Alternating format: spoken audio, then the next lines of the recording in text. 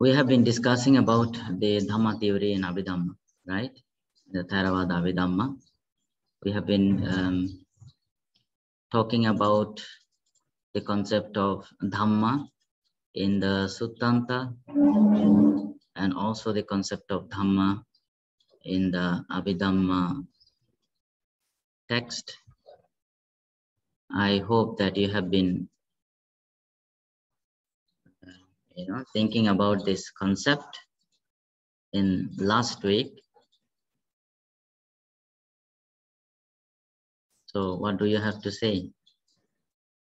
Do you have any thoughts to share?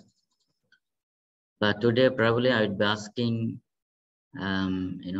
some people who have been just keeping silent so that they also have an opportunity to share. Okay, you may have your own understanding of this topic. You may have some questions, whatever you would like to share in the class. Okay, you can share your thoughts on the topic of our discussion. Okay, so only that is the thing that you have to keep in mind, that the sharing, the questions should be related to the topic. Okay, yeah. So let's see who is supposed to share your thoughts. What about Niloy? You have something to say?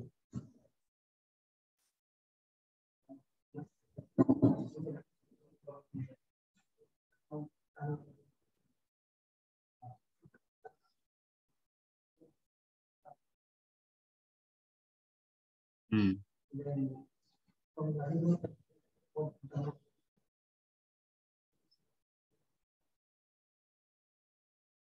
Hmm. That's all? I see. Okay, let's see if any of the online student has to say something. I can.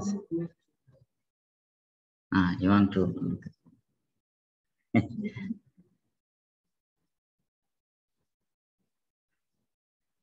I can see here.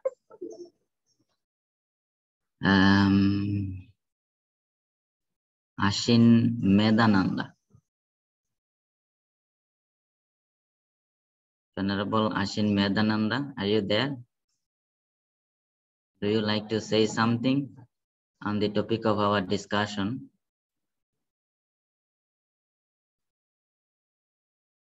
No response.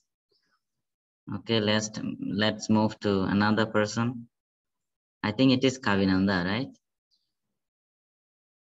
Venerable Kavinanda, are you there? Yeah. Yeah, do you want to say something about the topic that we have been discussing? Not really.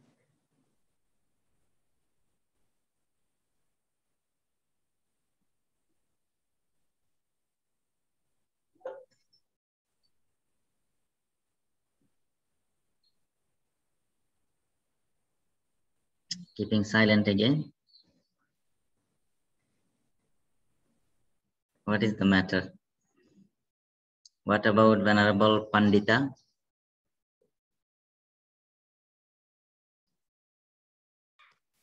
No, teacher. I don't have anything to say. I see. It seems like whatever we have been discussing has become very clear to you, I guess.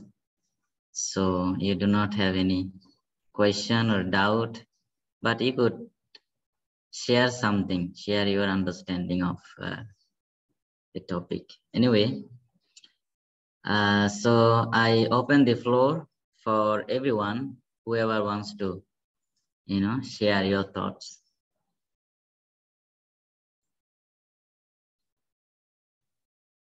Teacher, so Abhidhamma is basically the reality, the only way to ultimate reality, right?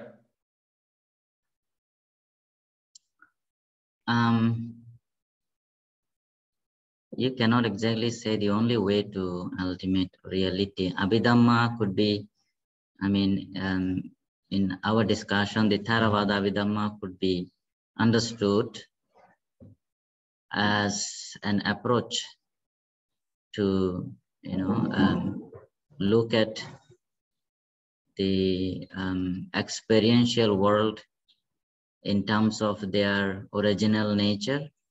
Mm-hmm. So this could be regarded as one of the approaches that these Abhidhamma masters came up with. But when you say the only way, I'm not very sure. There could be some other ways. So is there any other way to explain, for one to understand all the Dhamma theories in the nature?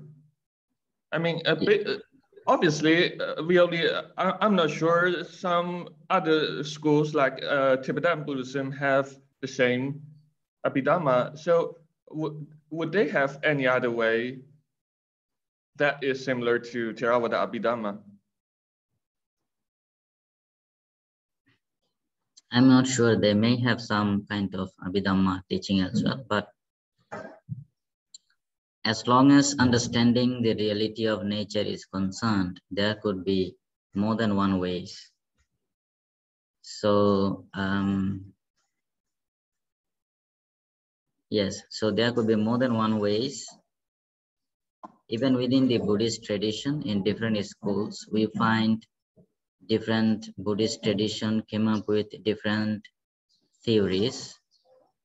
If you look at the exposition of Acharya Nagarjuna, he came up with the idea of emptiness, shunyata. So he did not really provide so much discussion on Abhidhamma. In a way, he was against the Abhidhamma ways of,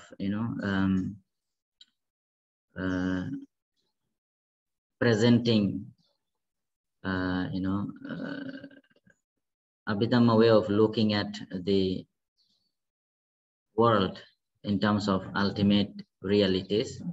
His criticism was that when you try to understand the nature of existence in terms of dharmas, you have a certain number of dharmas, and then you attach a specific characteristic to each dhamma to separate one dhamma from another dharma, right?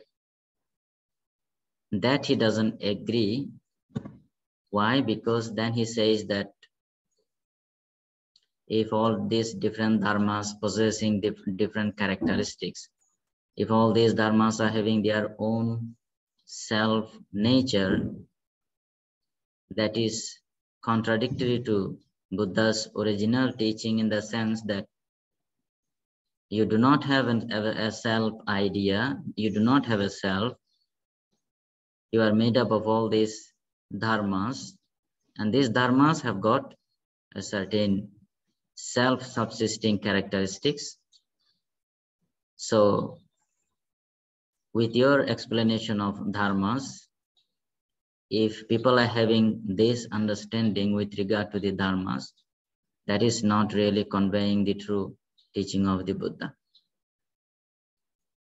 So from that point, taking that as a point, he came up with the idea of emptiness, and that is, another way of actually describing the Paticca Samuppada or Idapachayata that he made very clear in his famous book Mula Madhyamika Karika.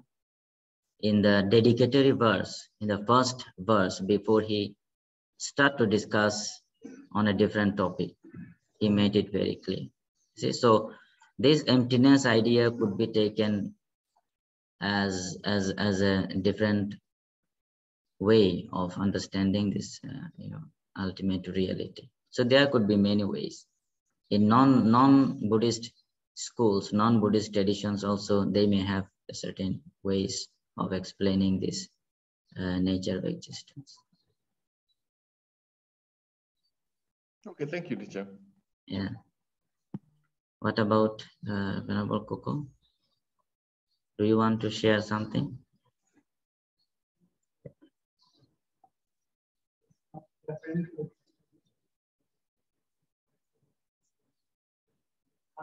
Right.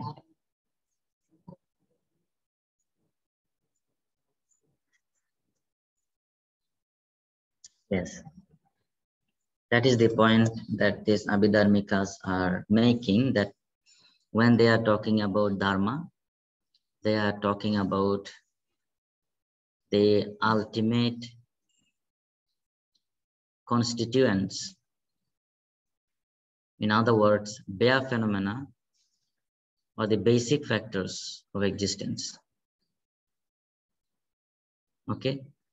Now, today we will be discussing more on this idea about the basic factors of existence, because as I have been saying, as soon as we talk about a certain number of dharmas, very quickly we have an idea that there is this number of dharmas, and each dharma is different from the other dharma. And we have an understanding, or we have an idea that all these dharmas exist and function, separately or together, but they are distinct from one another, right? So we have this understanding, which is also not entirely accurate. Okay, so we will be talking more with regard to this issue today.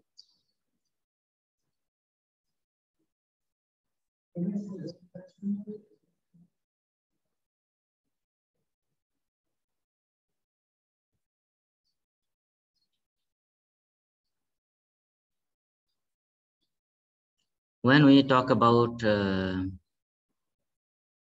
basic factors of existence, the focus is on the basic factors of phenomenal existence, not ontological existence. Ontological existence is not accepted, it's denied. So the idea is that what exactly is out there, nobody knows. What you know, anything and everything that you know, is your own projection, own understanding.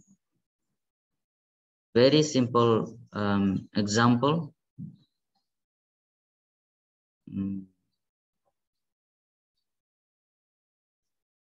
Yeah. So when you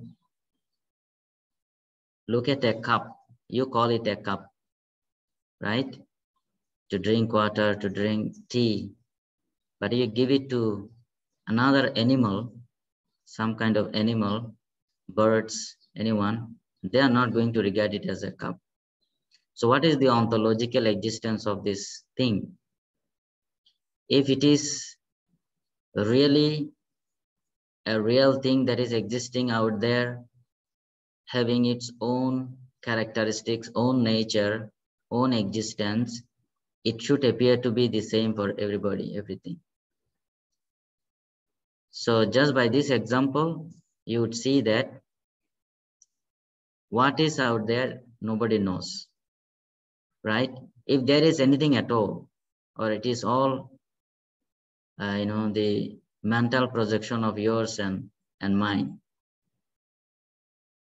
Okay, and the problem begins because the moment we experience things, we experience everything within ourselves, outside ourselves, with the idea of self, with the false notion that I exist, I see it. So that is the root problem. Okay, Attavada, or in other words, Sakkaya Ditthi. So that is why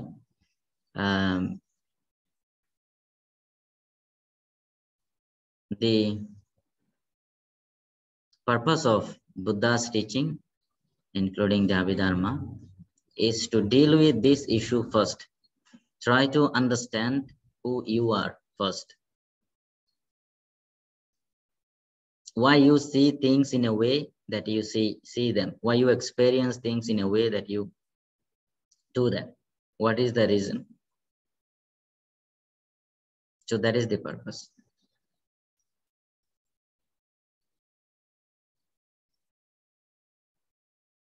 Shaun?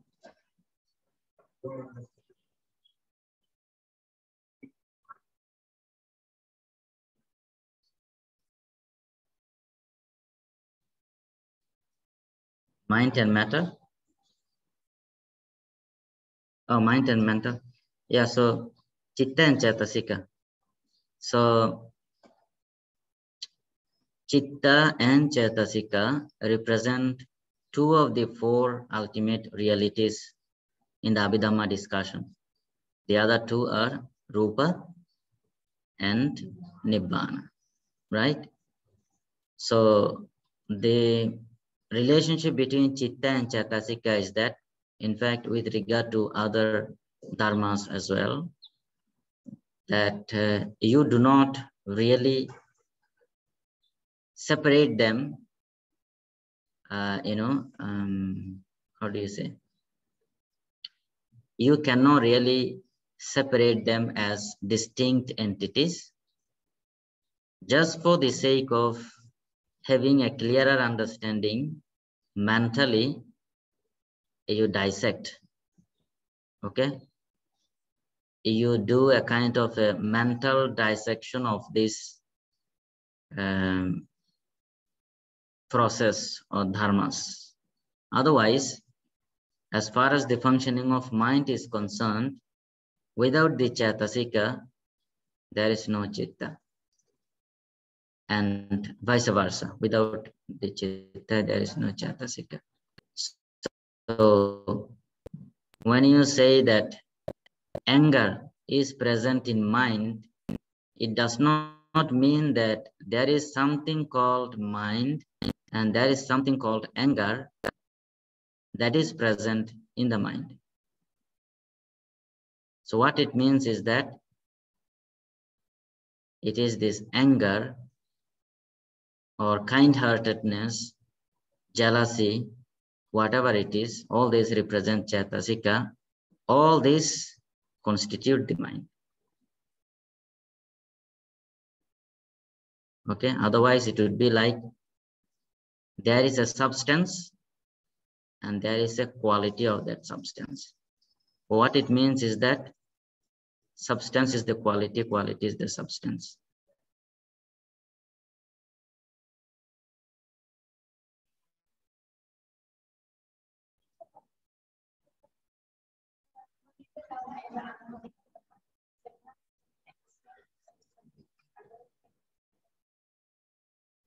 Conditioned and unconditioned dharma. So among these four types of ultimate realities, Rupa, Chitta, Chaitasika, and Nibbana, the first three, Rupa, Chitta, Chaitasika, are considered to be conditioned dharma. Only the Nibbana is unconditioned dharma. Okay? Because Nibbana is something that is realized or understood once you overcome this conditioned existence, conditioned reality. Why these are called conditioned? Because they are constantly changing, right? And you do not have any specific fixed entity with regard to any of the dharma. They are conditioned. They are arising and ceasing or changing based on causes and conditions. So it is like, yeah, within the Sutta literature also you'd find that when the Buddha was talking about Nama Rupa or five aggregates, he would say that I is impermanent, right? Form is also impermanent. The consciousness arising from the contact between I and form is also impermanence. the causes and conditions leading to the arising of consciousness based on based on the contact between I and form is also impermanent. So whatever is related to the production of a particular type of consciousness is impermanent. Therefore, all these are conditioned factors. They belong to the sphere of conditioned existence, not unconditioned. Unconditioned refers to something that is not conditioned.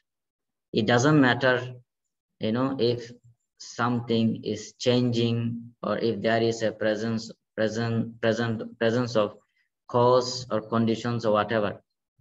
It is there in a way. But when we talk about Nibbana as an unconditioned factor, as opposed to conditioned existence, you do not say that there is something called Nibbana that is there. This is just to show that whatever we have been experiencing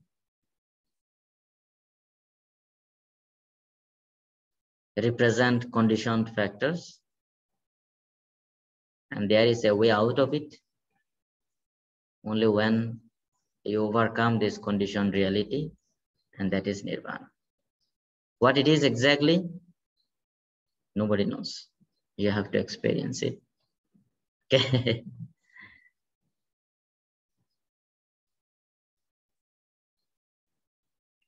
No, Chandra Kishore.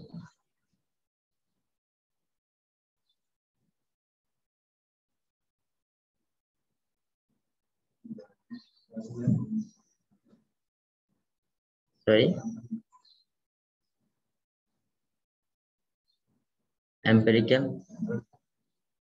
Empiricist and yeah.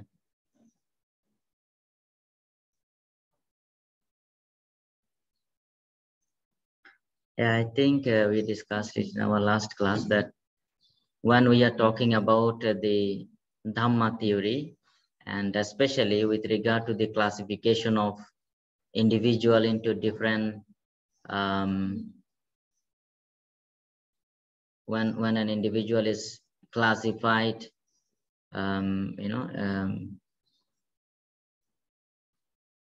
following different approaches in terms of Nama and Rupa, in terms of 5 aggregates, in terms of 6 dhatus, 12 ayatanas, 18 dhatus, and so on. And finally, in the Abhidhamma, in terms of dharmas. So this author, Professor Karunadasa, he's, giving his remarks, saying that what we see in this analysis in the early Buddhist text, in the suttas, with regard to an individual, represent a kind of empiricist approach. Whereas in the Abhidhamma, it is more rationalistic. So when he says the presentation of a Puggala in terms of dharma is rationalistic, what he means is that the Abhidharmikas followed a kind of a philosophic standpoint to provide explanation with regard to the existence and functioning of an individual in terms of dharma, right? Whereas in the Suttanta, it is more towards practical, concerning practical aspect, practical matters. So in different suttas, you would see that, take for example, the Anatta Lakkana Sutta.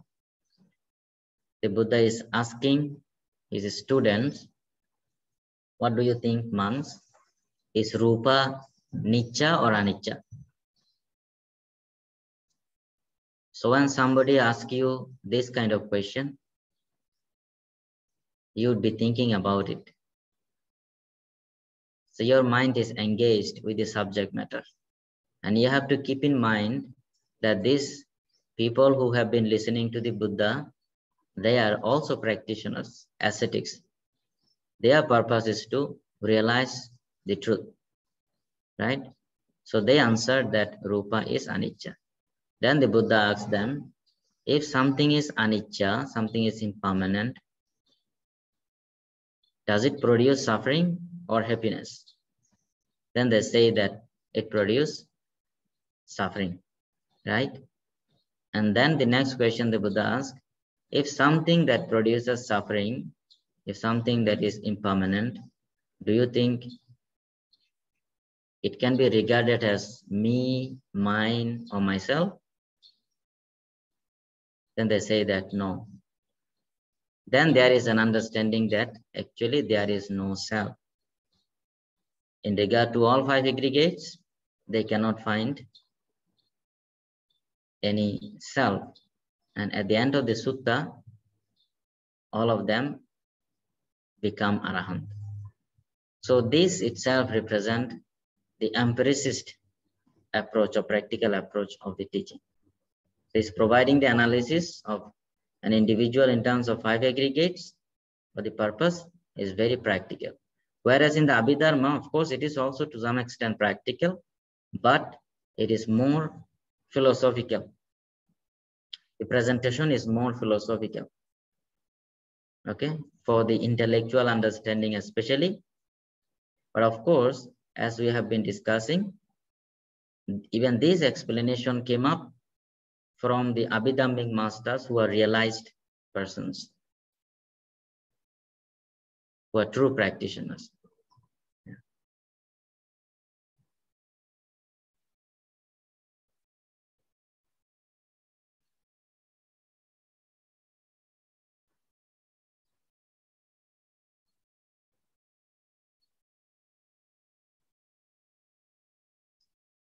Yes. Anything else?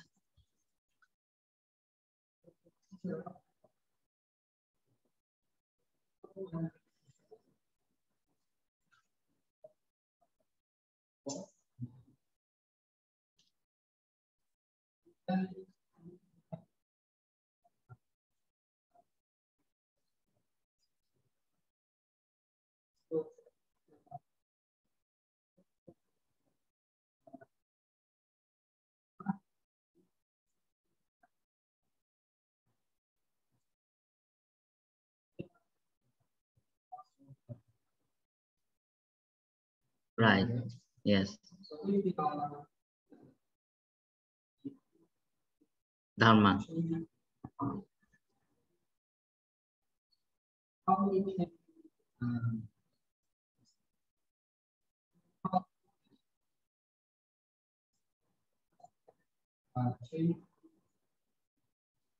That is the point.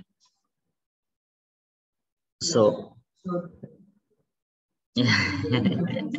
okay.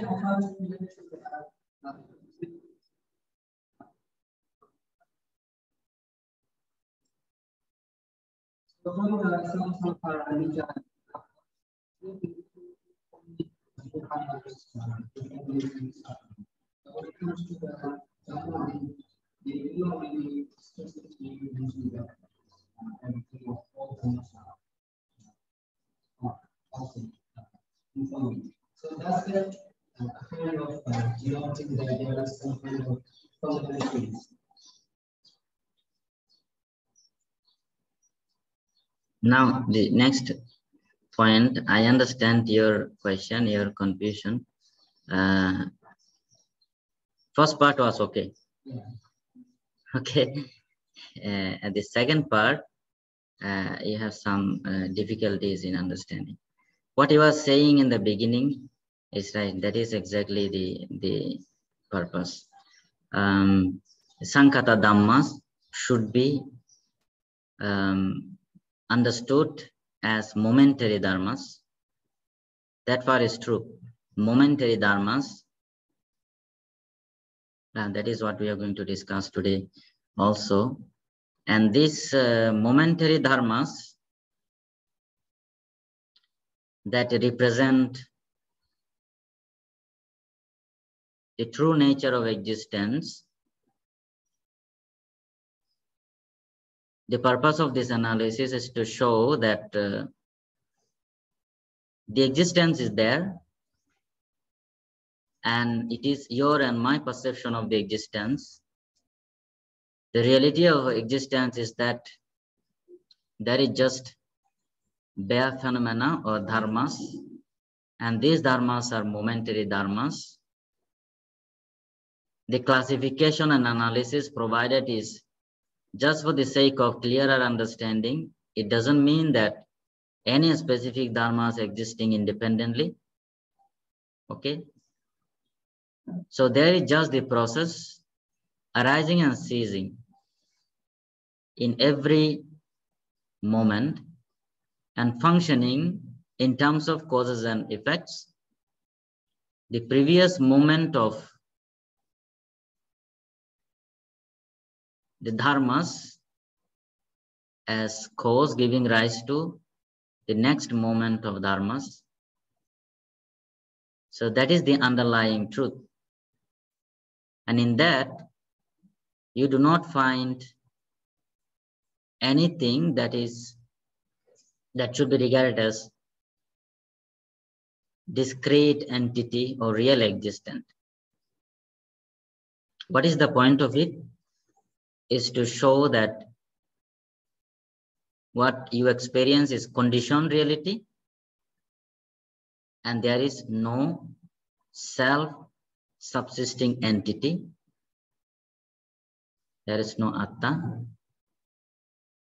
And when you move from this discussion of conditioned reality to asankata nibbana, sabbe dhamma anatta, as you mentioned, you would find that the aspect of anicca, impermanence, and the aspect of dukkha is not there, right?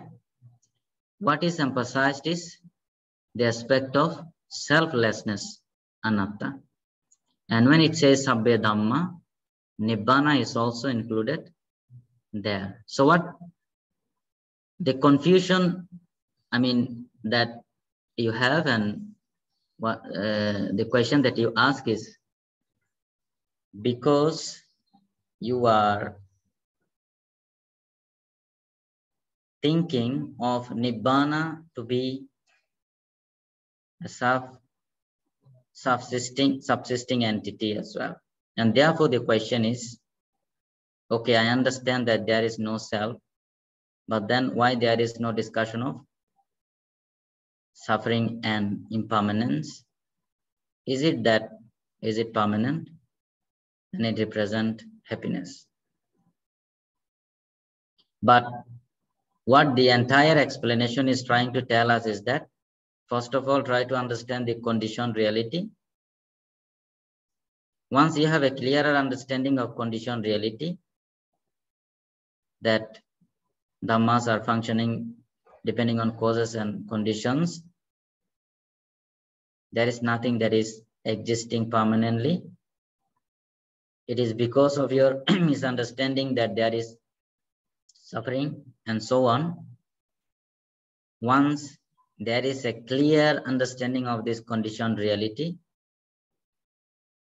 that is regarded as nibbana, not as something separate and different from that. You understand what I mean? Not as a kind of a higher reality that is existing somewhere else. So in a way, samsara is also here, nibbana is also here. Samsara is also in your 5 aggregates, nibbana is also in your 5 aggregates. So, under the definition of non-self itself, does it include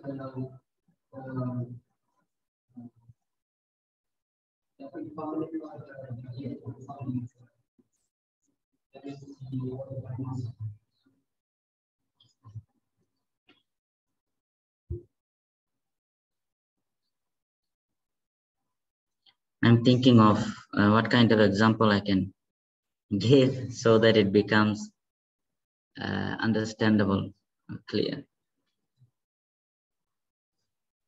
Okay, so maybe some simple examples. Now, Very funny. So as long as you have, for example, teeth, you can say that sometimes I have toothache. When you do not have teeth, the concept of toothache does not arise. You understand what I mean? So, so when it says that Sabya Dhamma Anatta, it is because of this superimposition of self within these five aggregates that you believe that I exist, and therefore I experience pain. But when there is a true understanding that things are impermanent, no self, when there is no you, how can you talk about happiness or suffering, self or not self? You see? So when you are completely free from the idea of self, there is no discussion of permanency, impermanency, suffering, happiness. Nibbana represents supreme bliss only when you think of it from the samsaric point of view that, okay, I'm in samsara, we are in great suffering, and you want to get out of this samsara. Why? There should be something better, and that is nirvana. Nirvana represents highest bliss, in the sense that you are going to be free from this suffering within samsara.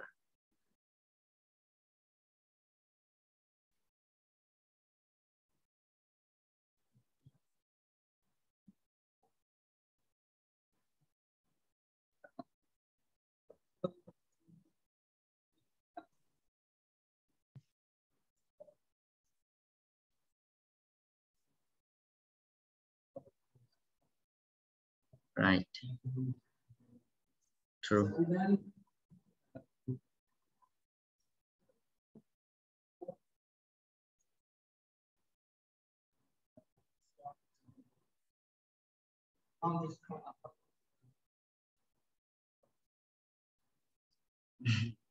That is very clearly explained in the suttas. Avijja pachaya sankara, sankara pachaya vijnana. So it is the confusion.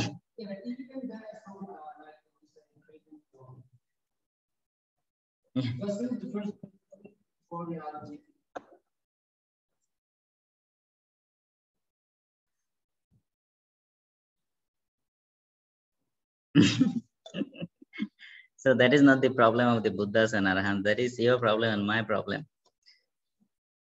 Why you look at the world in that way, with the idea of self and with grasping, with ignorance. Otherwise, I think you are going to the direction of asking the question, why did it all begin? How did it all begin? Right? Yeah.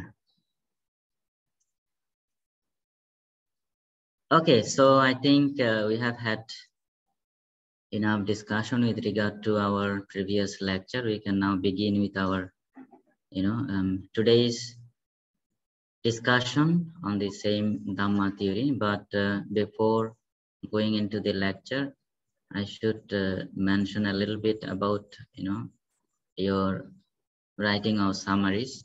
I have received summaries from some of you, but some of you have not submitted me. I'm not sure what is the difficulty.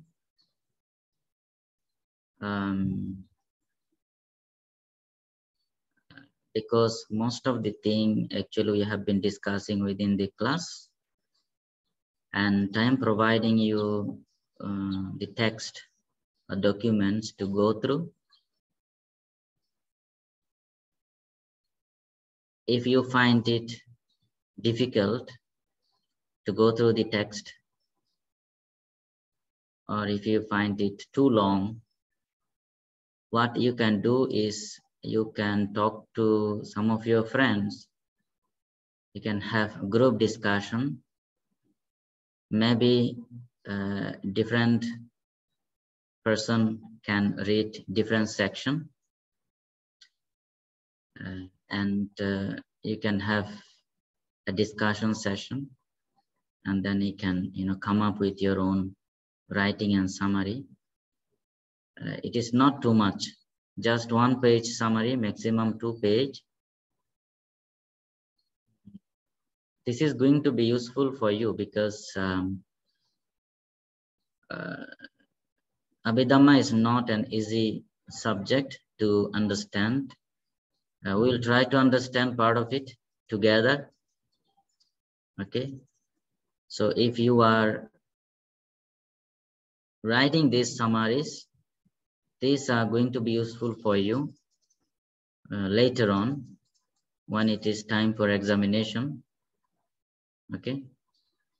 And even if even after the course also, when you look at your summaries, in a way you can revise your understanding of Theravada Abhidhamma. Okay, so that would be useful. I would expect everybody to write your summaries. So the next summary that you have to write is on the theory of Dharma in Abhidhamma. So of course, Niloy is going to write his essay on this, so he would be covering all the aspects. But for the summary, you do not have to cover all different aspects. You just try to write what does it mean by Dharma in Abhidhamma, and what exactly is the theory that is presented in the Abhidhamma literature with regard to this idea of Dharma. What does it signify? Why it is important to know this theory of Dharma. Okay, let us now continue with the usual lecture.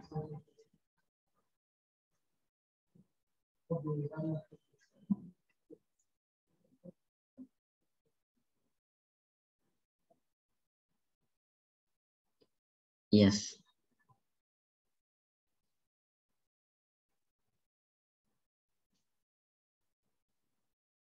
Yeah. Okay, so if you remember, we have been talking about the Suttanta analysis of Nama and Rupa, of individuality. When we have been discussing about the Dhamma theory, we have been trying to understand what it exactly means by the Dhamma in the Abhidhamma. And then this writer, he's pointing out that if you are talking about, the analysis of individuality or empiric individuality and its relation to the external world, in the Suttanta, there are different, analysis provided of this empiric individuality. The first is in terms of Nama and Rupa. Second is in terms of 5 khandas. Third is in terms of 6 dhatus. Fourth, in terms of 12 ayatanas. And then fifth, in terms of 18 dhatus. Right? So this is present in the Suttanta text. But what is the purpose of this analysis? We have been discussing about it also. The purpose of this analysis is to show that everything is just arising and ceasing, just a production of causes and conditions. Therefore, there is no I, there is no self. So anything you regard as I, me, or mine, that is, your imagination. Okay, that is a mistake. To show that, to point out that this analysis is provided in the Suttanta text, and also in the Abhidhamma. We are going to see it very soon. The purpose of our referring to the 5 types of analysis is to show that the Dhamma theory of the Abhidhamma developed from an attempt to draw out their full implications.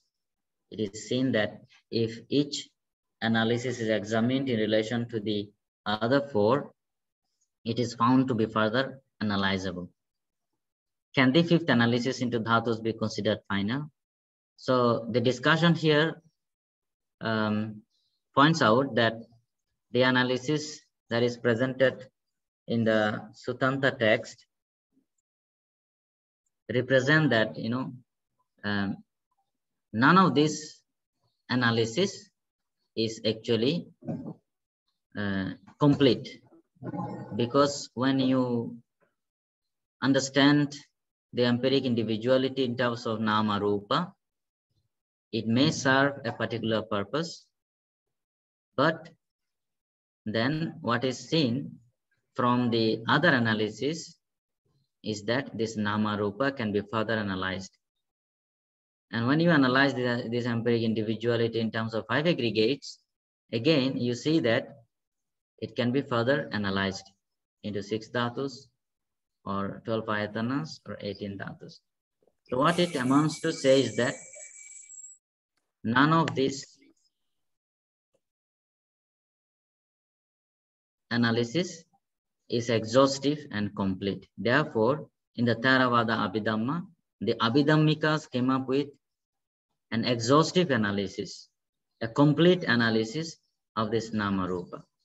So that is the idea. So what it means to say is that they have got this idea of analyzing the empiric individuality from the Suttanta text, and they have understood the purpose behind this analysis, and they came up with this exhaustive analysis of individuality, empiric individuality, following that same line of thinking. But here the question now is, can the fifth analysis into dhatus be considered? So here it is referring to the analysis of empiric individuality into 18 dhatus. And he's pointing out here that even this final analysis that is found in the Suttanta text cannot be regarded as exhaustive and complete. This supposition will also be rejected because although consciousness is here itemized as sixfold, its invariable concomitants such as feeling and perception, Vedana and Sanya, are not separately mentioned. Okay, so in the analysis of the individuality into 18 dhatus, you have 6 types of consciousness together with 6 indriyas and 6 objects, but you do not have mental concomitants, Chetasika, for example, Vedana and Sanya, separately mentioned. It is thus seen that none of the 5 analyses can be considered exhaustive. In each case, one or more items is further analyzable. The Abhidhammikas seem to have followed the same line of thought to come up with the Dhamma theory. In the Abhidhamma, however, the term Dhamma assumes a more technical meaning, referring to those items that result when the process of analysis is taken to its ultimate limits. So that is why it is considered to be an exhaustive analysis. In the Theravada Abhidhamma, for instance, the aggregate of corporeality of the Kanda analysis, that is Rupa Kanda, is broken down into 28 items called Rupa Dhammas, right? So there are 2 categories. One is fundamental Rupas, Mahabhuta. The other is Upadaya Rupa, secondary Rupas. The next 3 categories, Vedana, Sanya, Sankhara. Feeling, perception, and mental formations are together arranged into 52 items. So there are 52 Chetasikas, mental factors or mental concomitants.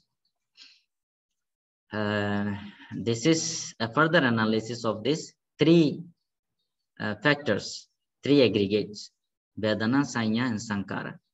The 5th consciousness is counted as 1 item with 89 varieties and is referred to as Chitta. So when you talk about Chitta, you would find there are 89 Chittas, but it does not mean that 89 there are 89 separate Chittas. It is one and the same Chitta that, arise or function as 89 types, okay, in different occasions. Thus, the Dhamma analysis is an addition to the previous 5 modes of analysis. Its scope is the same, the world of conscious experience. So look at this expression here. The scope is the same, the world of conscious experience. Okay, the world of conscious experience. But its divisions are finer and more exhaustive. And since the analysis into Dhammas is the most exhaustive, the previous 5 modes of analysis become subsumed under it as 5 subordinate classifications. So all these previous 5 types of analysis are subsumed under this analysis of the aggregates in terms of dharmas. The definition and classification of these dhammas and the explanation of their interconnections form the main subject matter of the canonical Abhidhamma. The Abhidhammikas presuppose that to understand any given item properly is to know it in all its relations under all aspects recognized in the doctrinal and practical discipline of Buddhism. So what it means here is that to have a fuller understanding or complete understanding of any item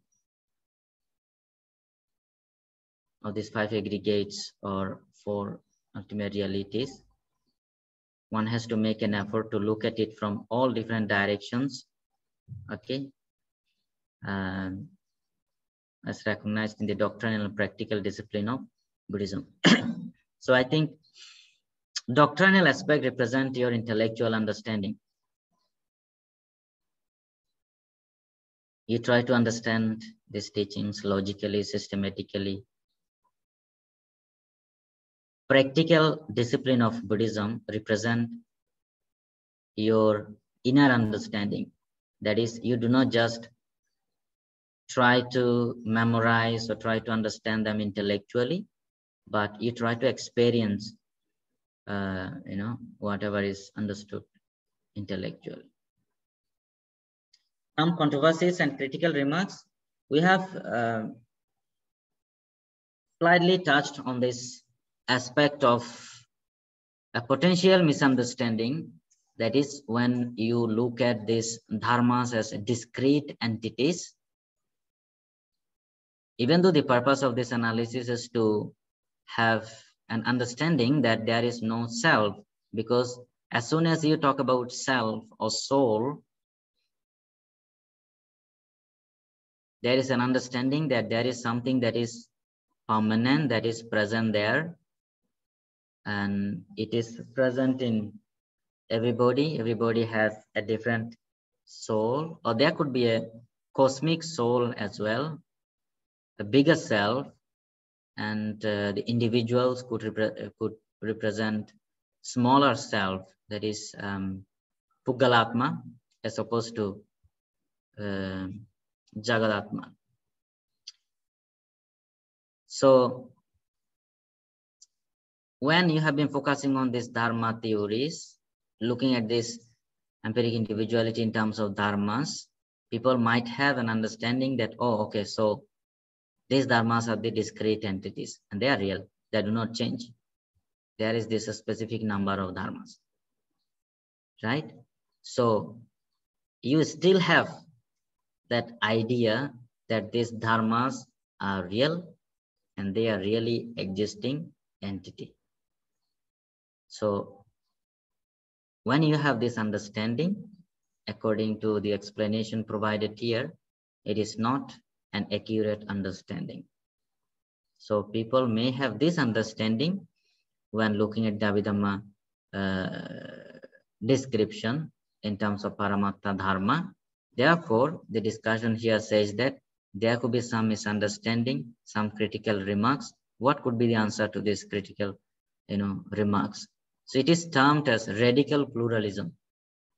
One thing you divide into many things because you say that it is a constituent of all these different factors. And all these underlying factors or basic factors, they are real. That is called radical pluralism. Okay. One widespread misunderstanding of the Dhamma theory of the Theravada Abhidhamma is that it amounts to some kind of radical pluralism.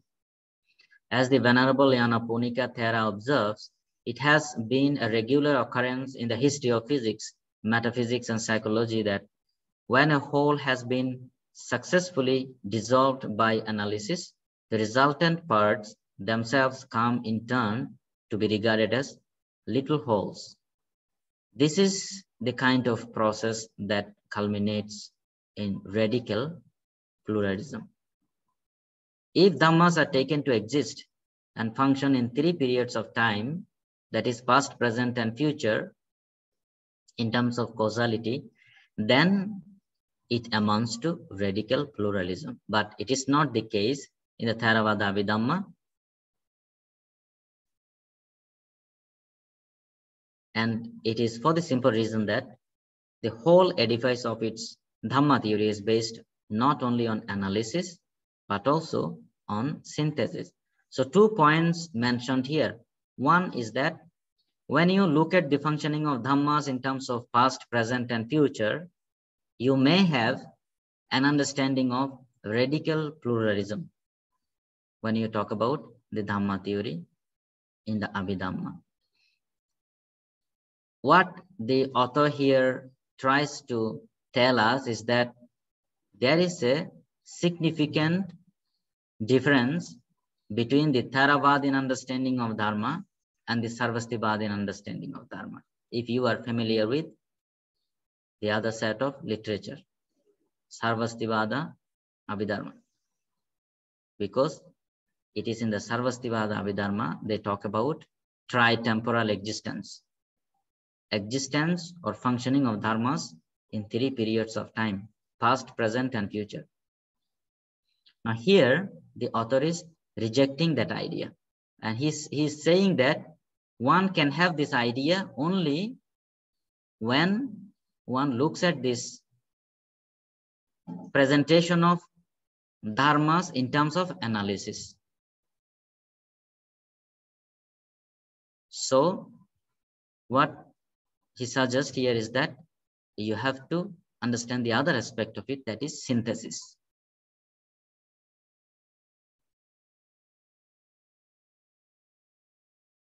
Bheda and Sangaha.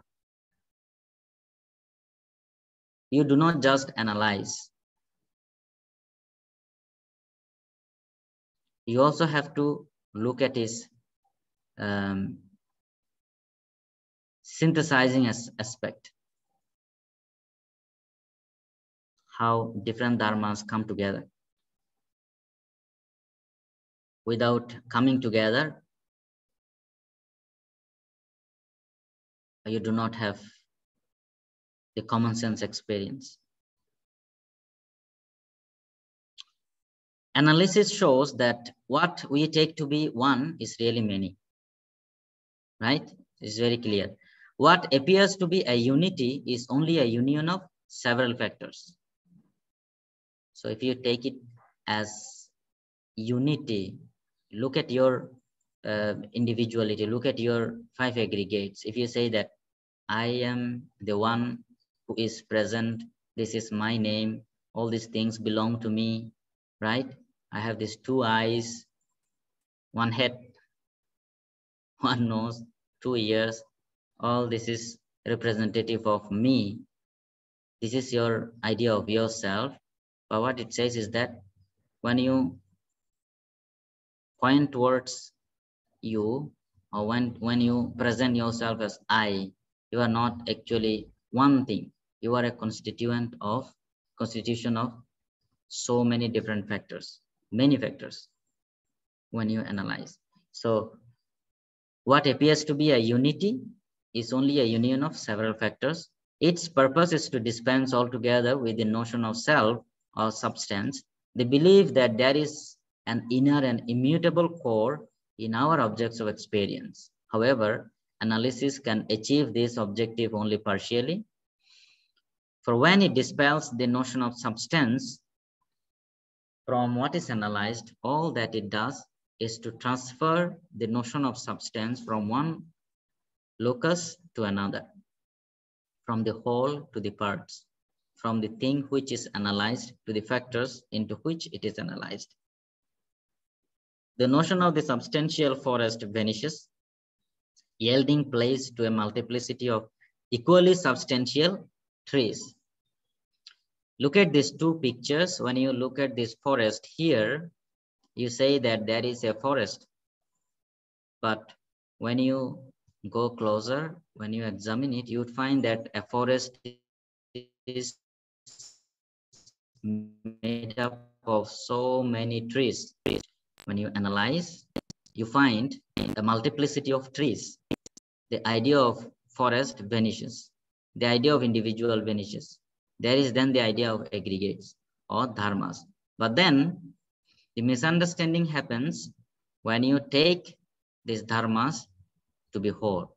So when the idea of forest as a whole disappears, when you analyze, you find trees and you have a different understanding of whole. That is why the misconception. Therefore, it says the notion, if you just go by the analysis, what happens is that the notion of the substantial forest vanishes, yielding place to a multiplicity of equally substantial trees. Substantial trees. This substantiality is the problem. This inadequacy of the analytical method could be remedied when it is supplemented by synthesis, that is, the interrelating of the factors obtained through analysis. So you do not just analyze, you see how they are interrelated or interdependent. Synthesis shows that the factors into which a thing is analyzed are not discrete entities existing in themselves, but interconnected and interdependent modes in a complex web of relationships, so that none of them could be elevated to the level of a substance or discrete self-entity. Thus, both analysis and synthesis combine to demonstrate that what is analyzed and the factors into which it is analyzed are equally non-substantial.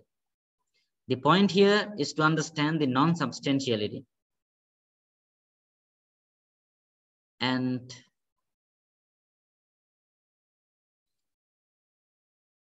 not just understanding the dharmas in terms of analysis, but how they are interconnected. It is also important to understand why, because when you analyze, you mentally dissect, but it does not mean that these dharmas exist and function independently. They cannot exist by themselves.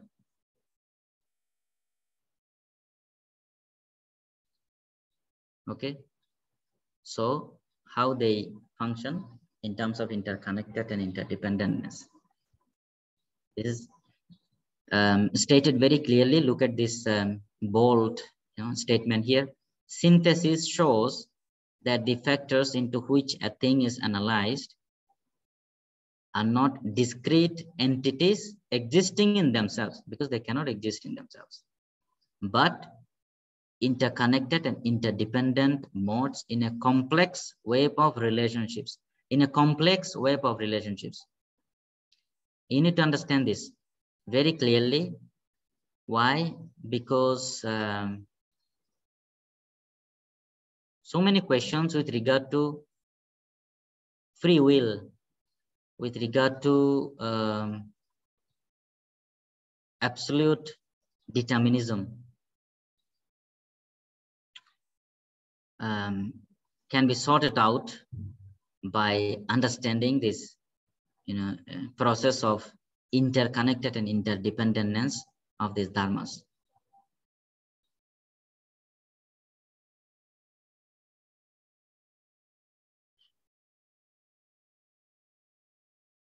In other words,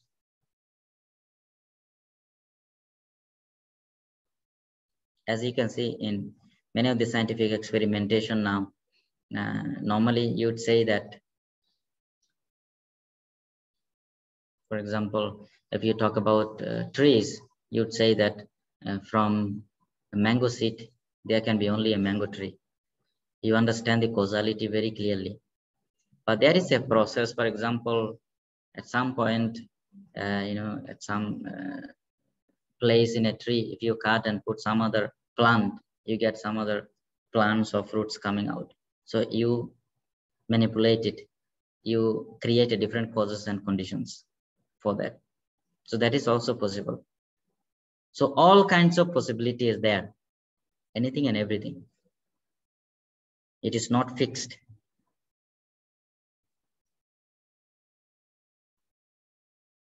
The only thing is that how the causes and conditions are functioning,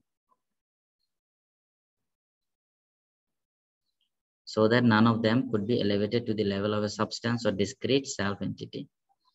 Okay, so here, none of the dharmas can be regarded as discrete self-entity.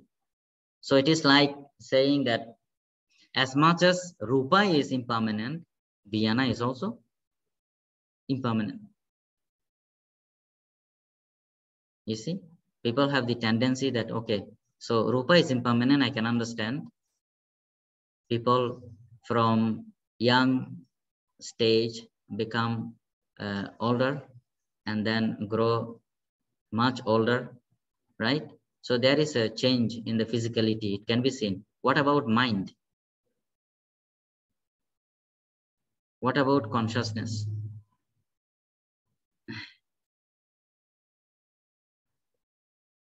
Yeah. Why these two pictures here?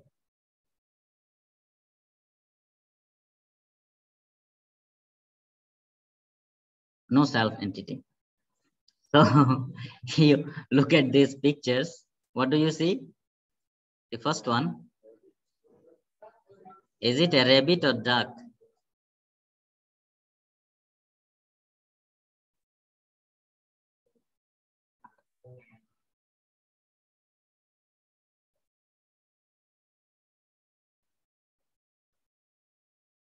I think the online students do not see it probably because there is no remark from them.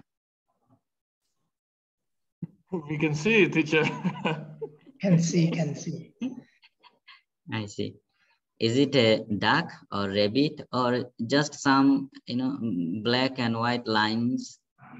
I don't see any whiskers. If I look at it as a rabbit, then I don't see any whiskers or a snout on the back. So yeah, I guess I would say it's a duck, but you would say otherwise, clearly.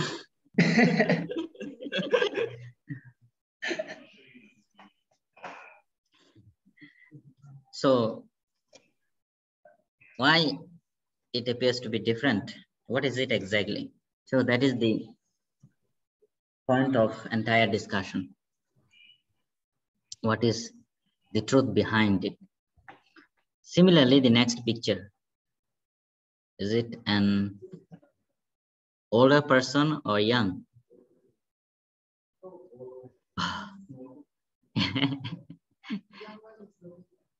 Yeah. Okay, let's continue.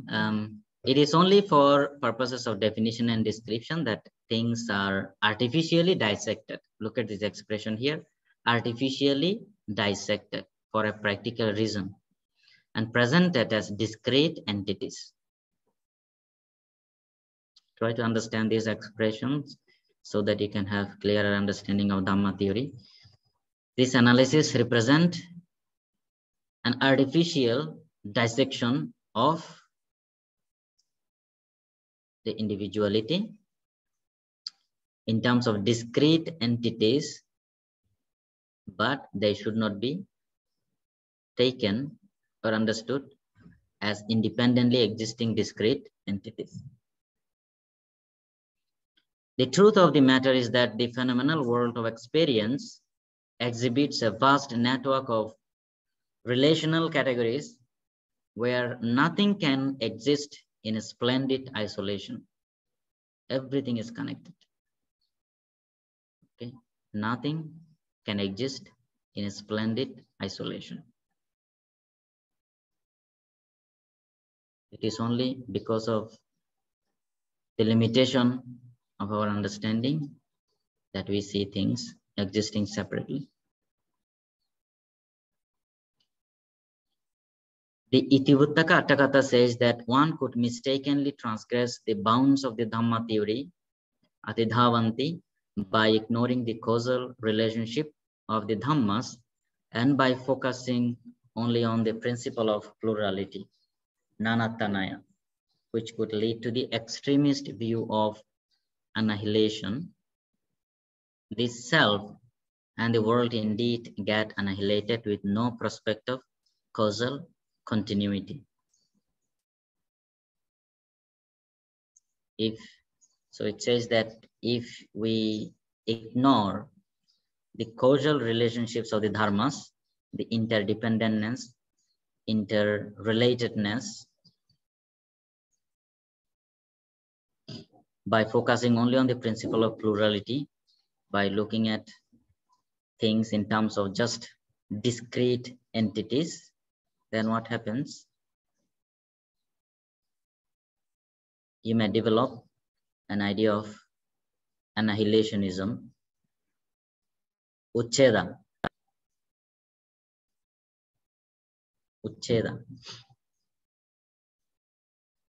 The self and the world indeed get annihilated with no prospect of causal continuity. The Digha Nikaya Tika states the erroneous grasping of the principle of plurality, Nanattanayasa Micha Gahana, is due to the undue emphasis on the radical separateness of the Dhammas. This is the cause for the dogmatic adherence to the notion of annihilation. So looking at an existence in terms of discrete entities, in terms of dharmas, and understanding these dharmas existing separately, you have this idea of annihilation. Both texts show that the Dhamma theory is not a reductionist view of existence leading to nihilism. Reductionism is the binary opposition of substantialism. The Abhidhamma view of existence sets itself equally aloof from both extremes. It is very important to understand this point because early Buddhism, early Buddhist text, as well as Abhidhamma literature focus on this one important point, that is, the teaching of the Buddha should be understood in terms of a middle teaching, middle position that avoids two extremes. One is annihilationism, the other is eternalism. So reductionism can be understood to be, annihilationism, and the interconnectedness and interdependentness, togetherness of the dharmas, if taken to represent a substantial entity, it could be understood as substantialism or eternalism. But the Abhidhamma view of existence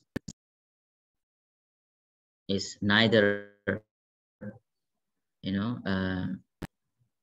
reductionism nor substantialism. It has got these two aspects to, analyze or to present the Abhidhamma teaching in terms of analysis and synthesis.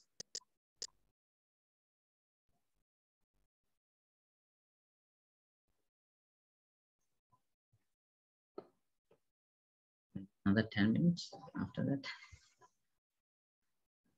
If the Dhamma theory is not radically pluralist, it does not represent some kind of monism either. Any such interpretation is due to overstressing the principle of unity, ekattanaya, and undue focusing on the absolute non-distinctness. Achantang, this is acheda gahana.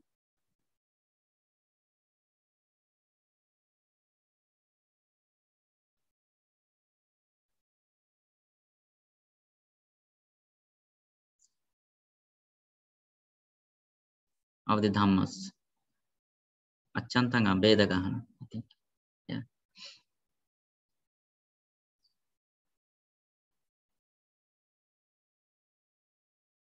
Yeah. So monism means believing in the existence of one single entity. Okay. And you get to that only when you overstress the principle of unity. Everything is one. It means that the Dhammas are not fractions of a whole indicating an absolute unity, nor are they a concatenation of discrete entities. They are a multiplicity of interconnected but distinguishable coordinate factors. They are not reducible to, nor do they emerge from a single reality, which is the fundamental postulate of monastic metaphysics. So this actually is an answer to some of the ideas that people are having in terms of cosmic soul. You see here, monastic metaphysics.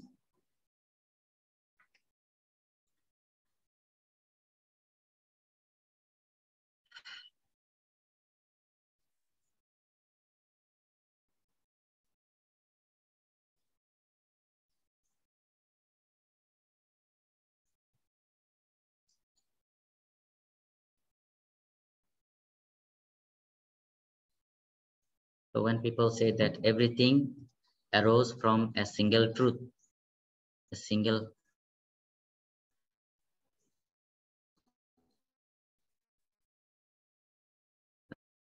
reality, you understand why, right? And everything should be reduced to ultimately to that single truth is also rejected. So what it says is that they are a multiplicity of interconnected,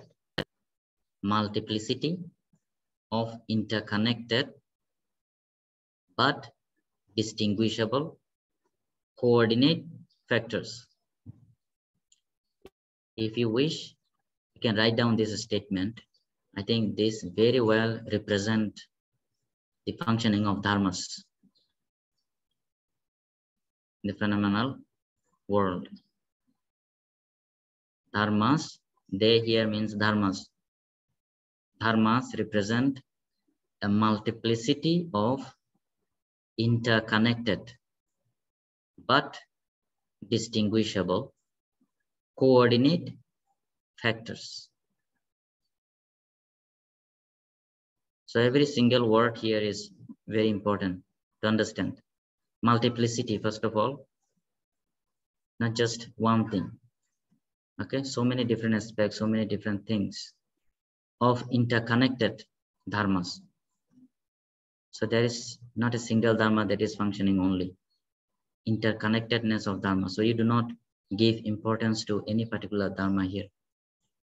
All parts are important, but distinguishable, but you can distinguish them. Of course, here we can have an understanding of this distinction from the text, right? But as we have been discussing, this represents in a way doctrinal understanding or theoretical understanding. But when one goes through a practical understanding, one can have a better understanding of this, that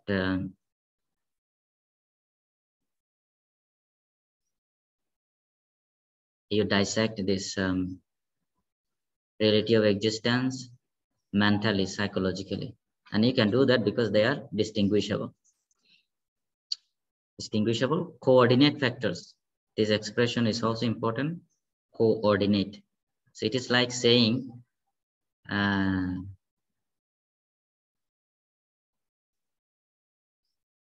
when you talk about a human being, you have a clear idea how these 5 aggregates are put together.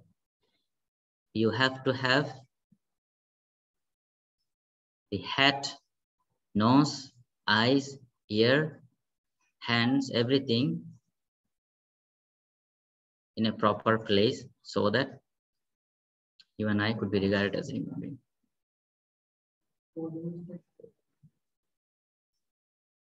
I'm giving just an example.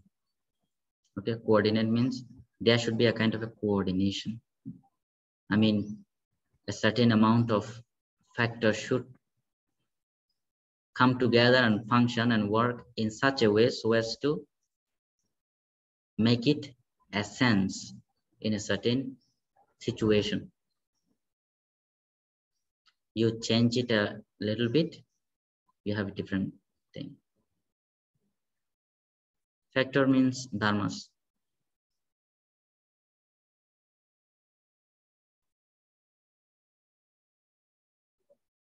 They are not reducible to, you cannot absolutely reduce them to a single reality.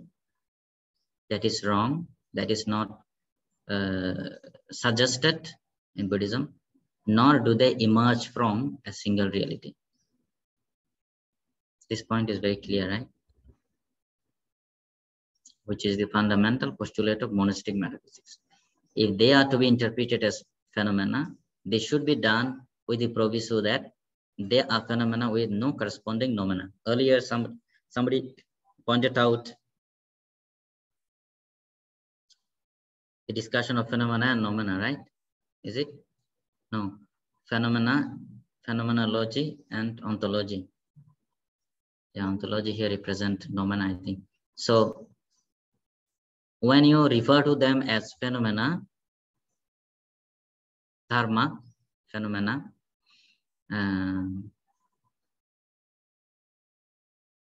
existing entities, they should be regarded not in terms of ultimately existing entities, because they are with no corresponding noumena. They do not have a substance. In other words, swabhava, self-entity, self-nature. For they are not manifestations of some mysterious metaphysical substratum, but processes taking place due to the interplay of a multitude of conditions. Due to the interplay of a multitude of conditions. And then these two pictures here are representative of that. What do you understand from these two images? Kuntam? What do you understand? What is your explanation? That our mind is clouded by our perception, that we can't actually see what's the real thing is, the reality is. That is true. That is one way of saying it. Kuntam, what you are saying? What do you say?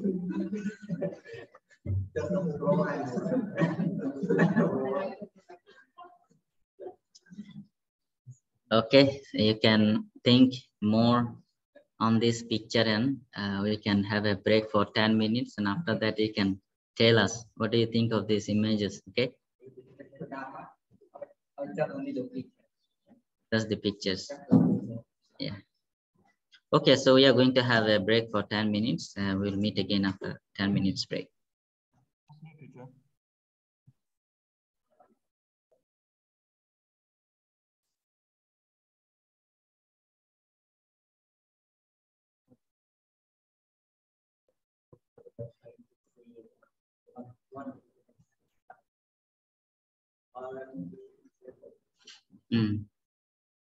Okay, let's continue with the lecture.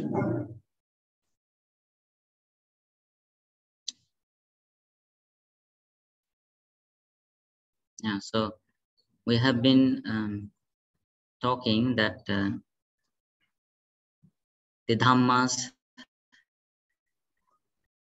are not fractions of a whole indicating an absolute unity, nor are they a concatenation of discrete entities. Hmm.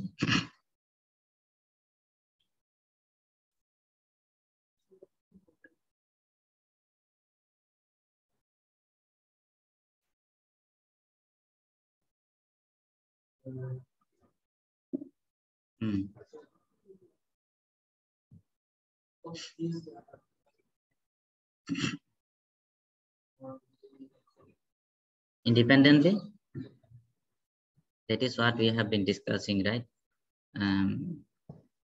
That is a mistaken view. If you no, what it says is that you can follow these two different approaches to try to understand the working of phenomena, but it does not mean that, you know, when you analyze, you would find some discrete entities independently existing, because if you look at them that way, that would be wrong, right? So that is only if you analyze the whole. But then it also says that independently they don't exist, they don't function, because it is not possible. So there is a kind of an interplay of these dharmas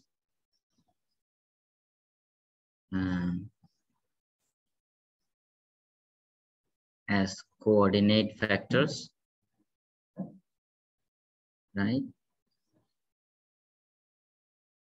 So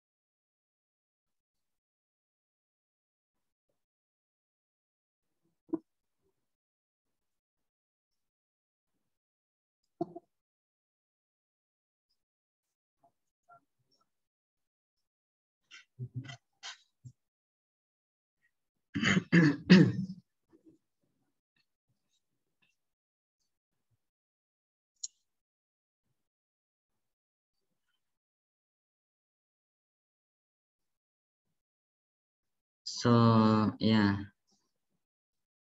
I think there is a kind of change that takes place, right?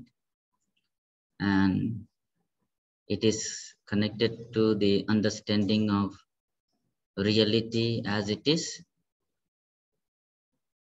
And with that understanding, you can have a certain amount of ability to control some of the things. That is what it means, because then you do not have defilements or any kind of negativities. You are filled with positive emotions, positive thoughts. But even these, I think, represent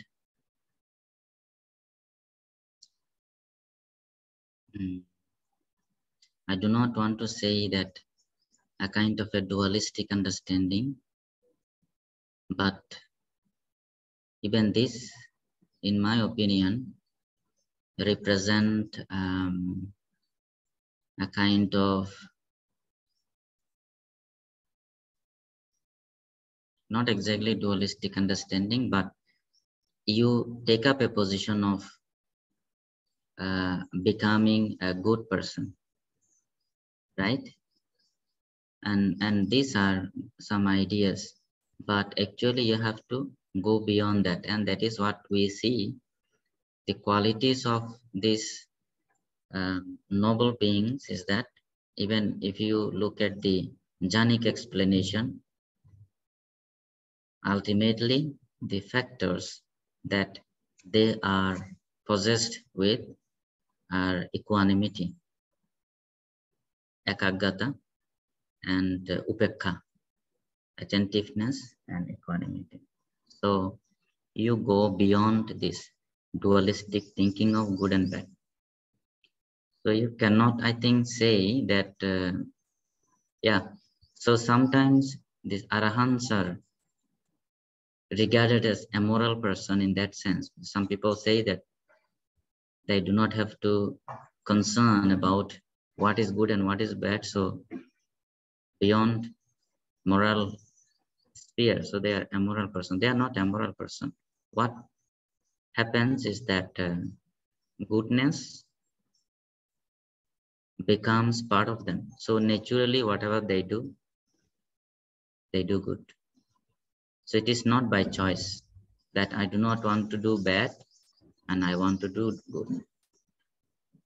It functions only in the, probably in the Putujana sphere, and also probably to some extent in the sphere of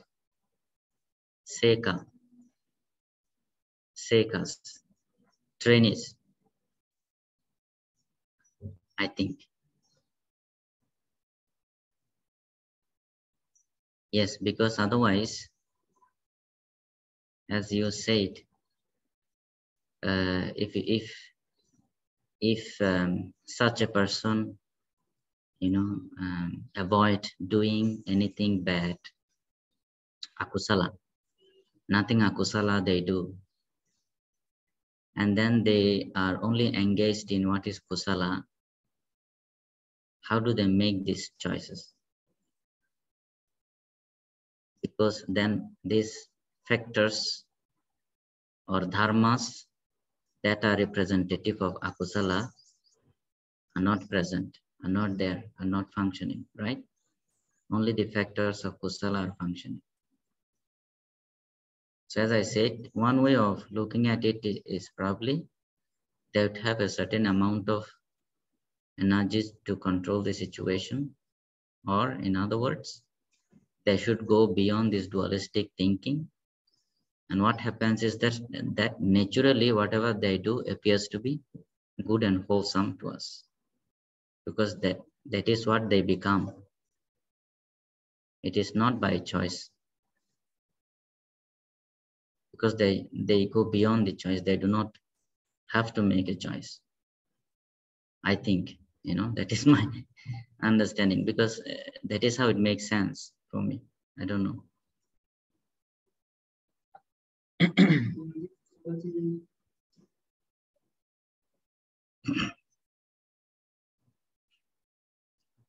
It.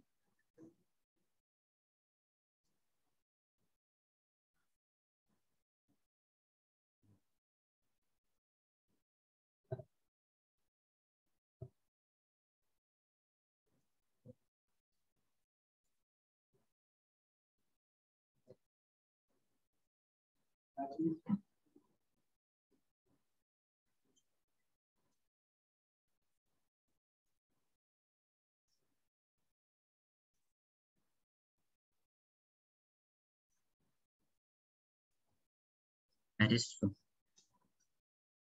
So what is the confusion? Any confusion there?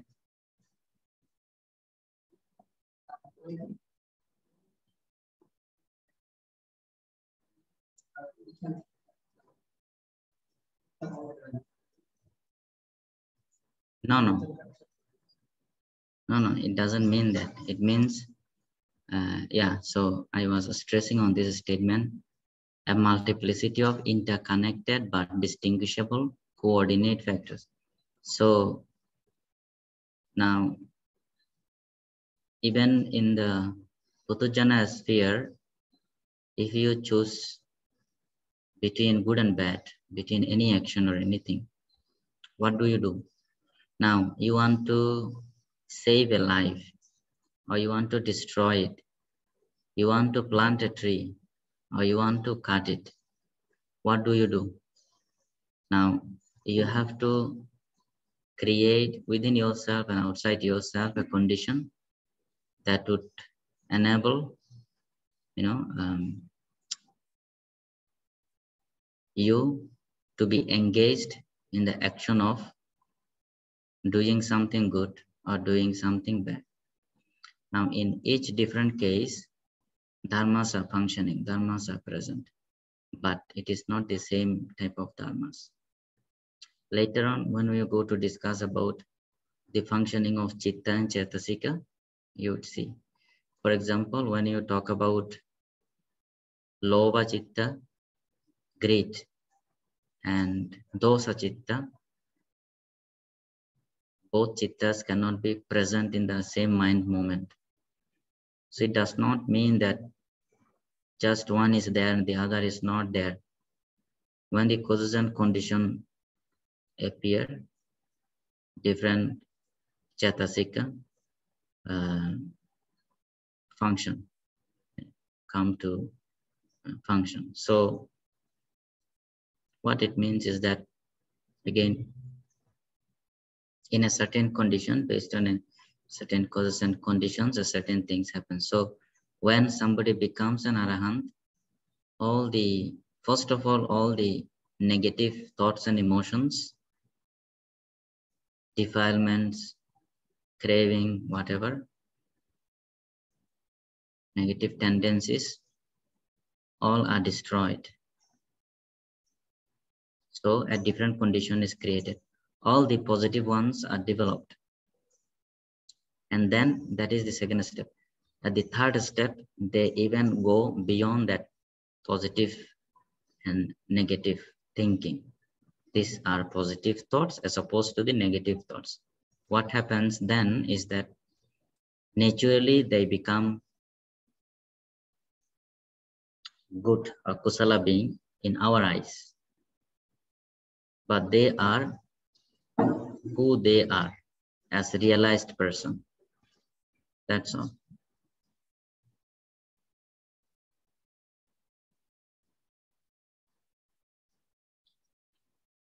Yes, so these two images are representative of the explanation that is provided here.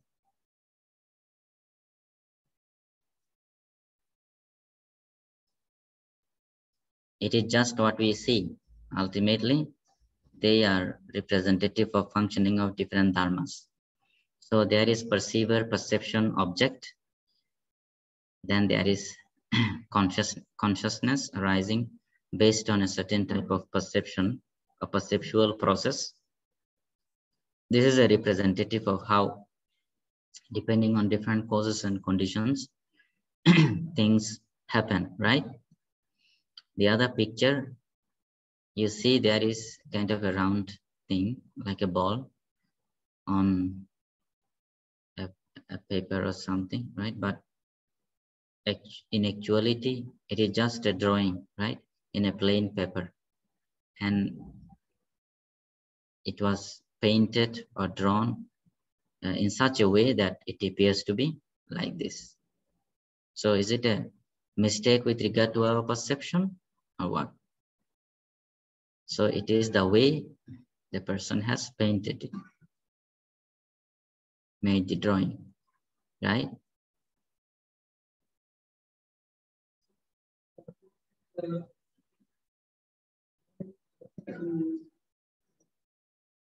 Hmm?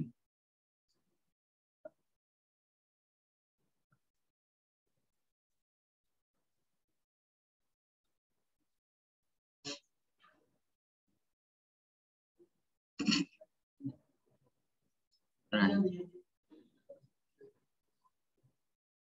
Perception is here, I think it is representative of both perceptual process and perception. There is a process and then there is a perception. I don't think it is taking place in between, right? Yeah, this is just a picture. The philosophy of the Abhidhamma thus accords with the middle doctrine of early Buddhism. This doctrine avoids both the eternalist view of existence, which maintains that everything exists absolutely, sabbamatti, and the opposite nihilistic view, which maintains that absolutely nothing exists, sabbamnati. Now, this you can find in several suttas. I think most popular one is Kachana Gotta Sutta.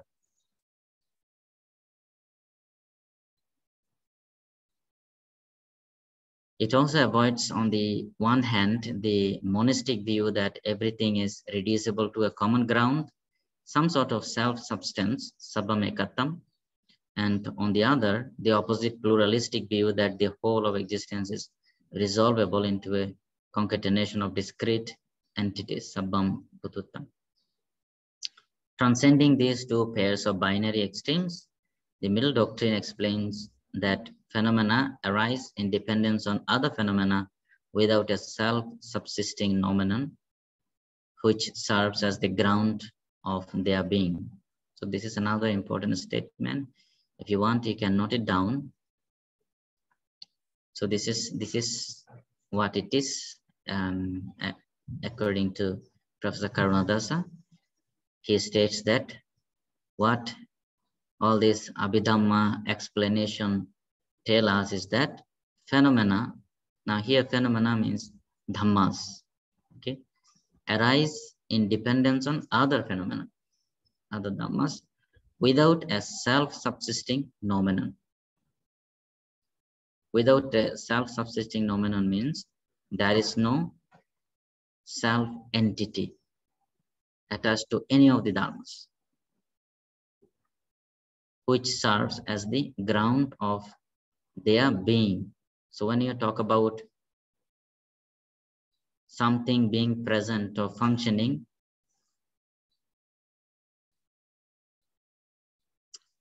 as they appear before us, before our eyes, in our perception, actually is representative of functioning of phenomena in dependence on other phenomena. So that is what is going on. And this picture here, I wanted to show that to you here. For example, understand that all these things are dharmas, but do not regard them as discrete entities. And they are constantly changing and functioning. And at some point, here, for example, you look at it as a human figure, a face of a person, right? So this is what is explained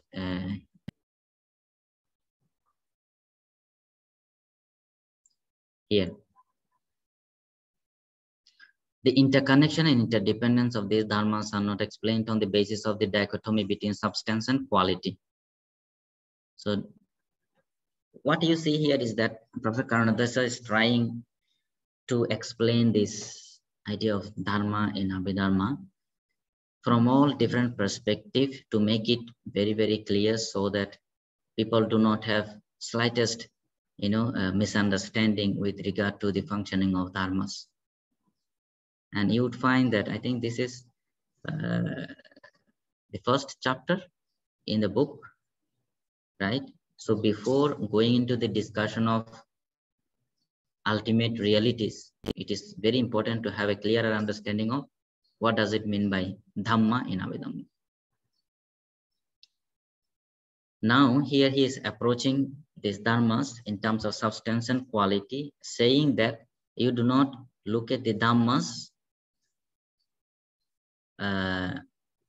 in terms of this dichotomy between substance and quality, that there are these dharmas and then they function in a particular way. They have got a particular nature or quality to each of the dhamma, or the distinction between the support and the supported, adhara, adaya, bhava. A given dhamma does not inhere in another as its quality, nor does it serve another as its substance. The so-called substance is only a figment of our imagination. It is like saying, okay, now when you say rupa is anicca, You do not say that anicca is one thing, rupa is another thing. What is anicca is rupa, what is rupa is anicca. You do not say that rupa is a substance, anicca as its quality. Now this thing is made very clear in the Heart Sutra, Prajnaparamita Sutra, Prajnaparamita Hridaya Sutra, right? Form is emptiness, emptiness is form. That way, you do not make distinction. So what is Nibbana is samsara, what is samsara is Nibbana, what is emptiness is fullness, what is fullness is emptiness. It is the same thing. So you do not make the distinction. And why it happens is because of our imagination only. The distinction between substance and quality is denied because such a distinction leaves the door open for the intrusion of the theory of a substantial self, Theravada, with all that it entails. As soon as you talk about quality and substance, there is a possibility of understanding or misunderstanding substance probably to be self. It is with reference to conditions that the interconnection of the dhammas should be understood. The conditions are not different from the dhammas. Now here you see, you can relate this to the previous statement where here, phenomena arise in dependence on other phenomena. So there is a functioning of dharmas. Dharmas functioning as causes and conditions giving rise to other dharmas. So it is not that in this particular condition, a particular set of dharmas come in place and then something else happens. The functioning of causes and conditions itself represent the coming together of dharmas or the behavior of the dharmas in a particular way.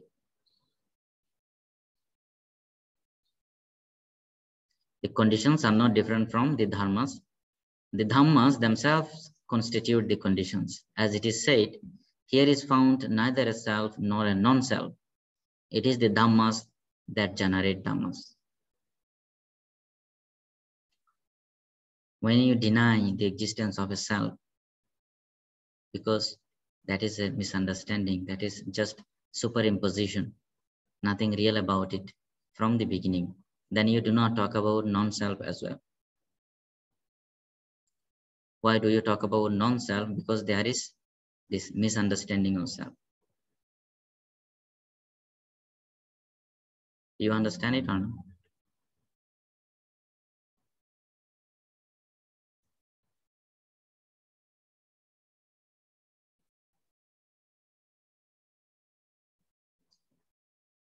How each dhamma becomes a condition, paccaya, for the arising of another. Paccayuppanna is explained on the basis of the system of conditioned genesis, paccaya karanaya. This system, which consists of 24 conditions, aims at demonstrating the interdependence and dependent origination of all dhammas in respect of both their temporal sequence and their spatial concomitance.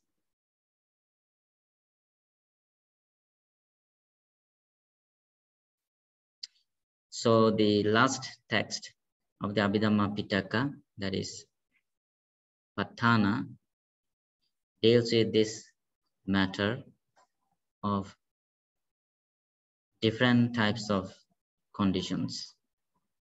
So a certain situation or a certain happening, how it could be understood from all these different perspectives. So it is not as simple as one might think.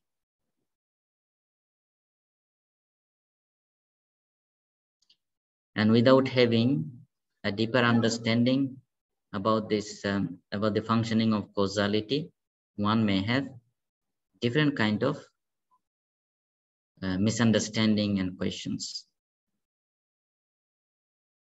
especially with regard to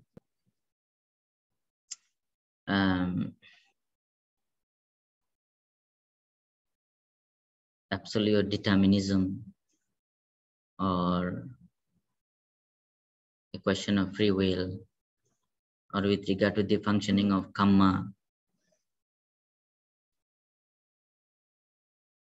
Yeah.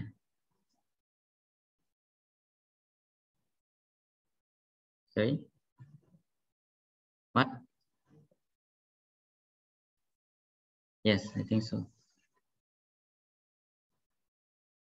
Why? I see. Okay.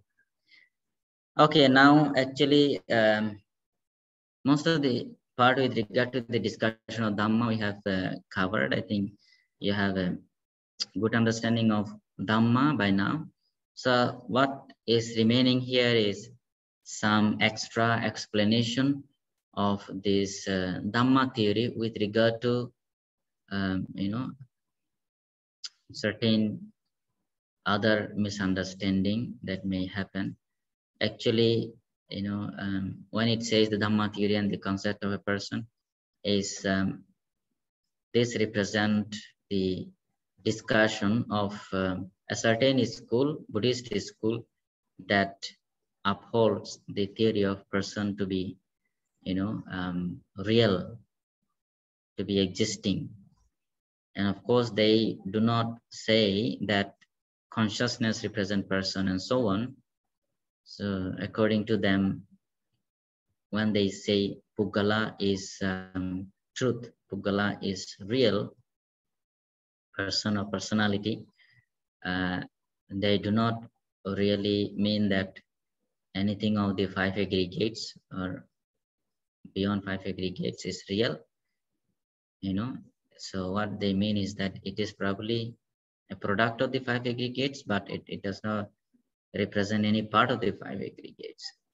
So they agree to the explanation that five aggregates are, anicca and so on.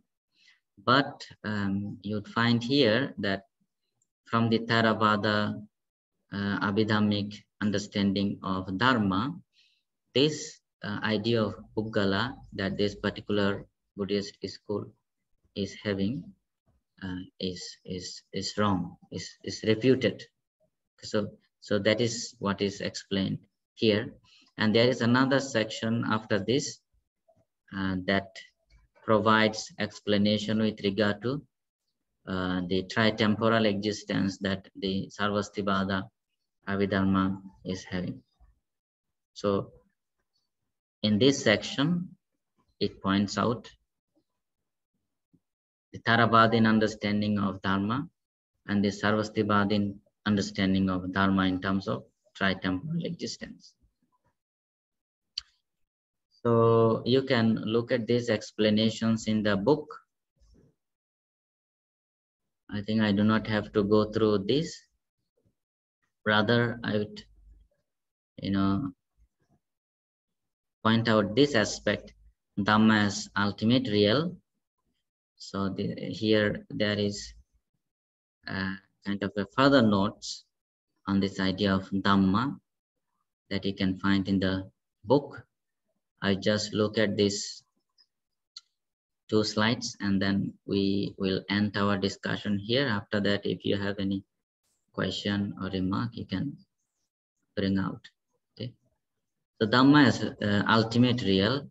In what sense the Dhammas represent the final limits into which empirical existence can be analyzed is another question that drew the attention of the Theravada exegetes.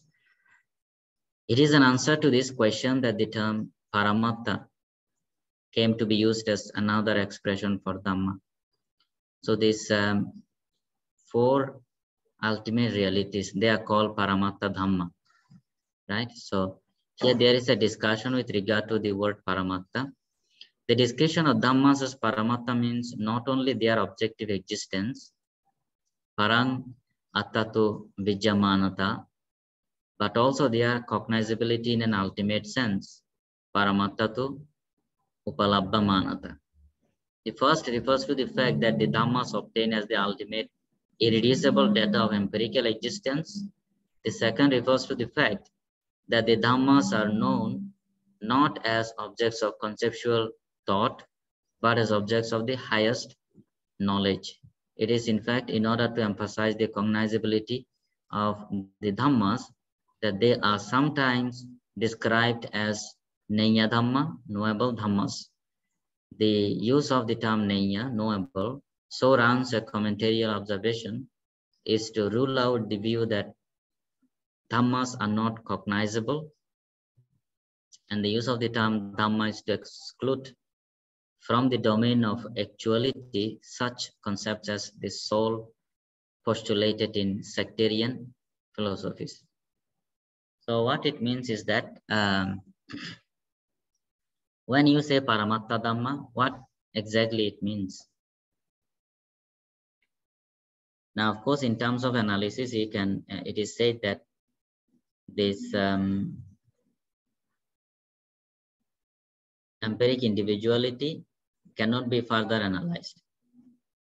So what does it mean? We have been discussing that they cannot be, these Dhammas cannot be regarded as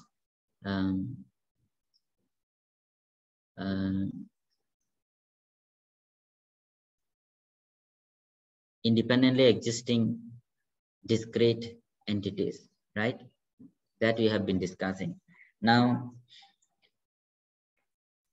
you can analyze the empiric individuality into Dhammas, but you do not take them as separately existing entities. That much is clear.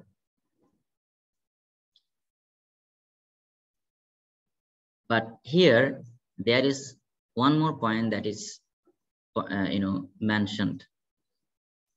Yeah, so the first refers to the fact that Dhammas obtain as the ultimate irreducible data of empiric existence that we have been discussing. The second point refers to the fact that the Dhammas are known not as objects of conceptual thought, but as objects of the highest knowledge. This is something that we have to keep in mind. As far as I remember, I think in the beginning of the lecture also, maybe in the last lecture or previous lectures, I have mentioned it that you do not try to fully grasp it intellectually. You can have a certain understanding of it. But what it means is that these dharmas are object of your higher realization. Okay. So when you are engaged in your cultivation, mental cultivation, right? Then the object of your meditation, object of your mental cultivation is this.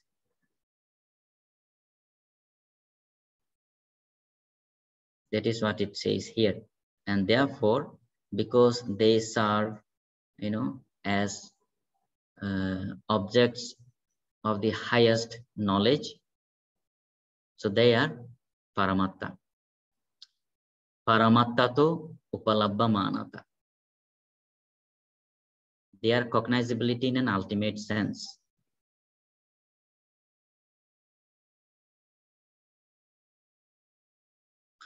If the term Paramatta brings into focus the irreducibility of the Dhammas, the term Aviparita Bhava shows their irreversibility.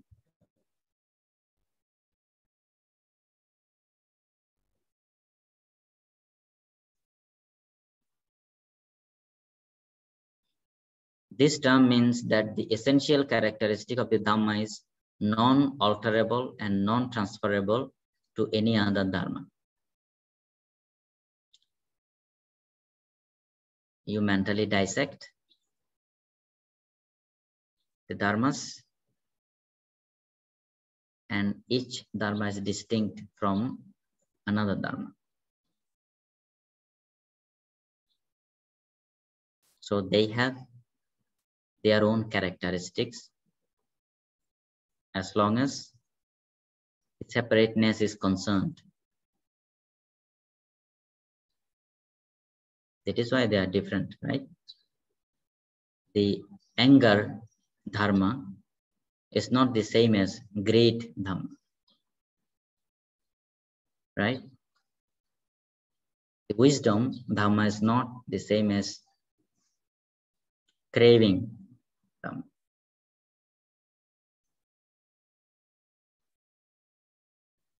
It also means that it is impossible for a given Dhamma to undergo any modification of its specific characteristic, even when it is in association with some other Dhamma. The same situation remains true despite the differences in the time factor, for there is no modification in the nature of a Dhamma corresponding to the divisions in time.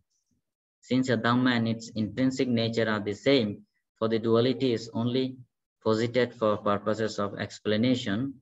To claim that its intrinsic nature undergoes modification is to deny its very existence.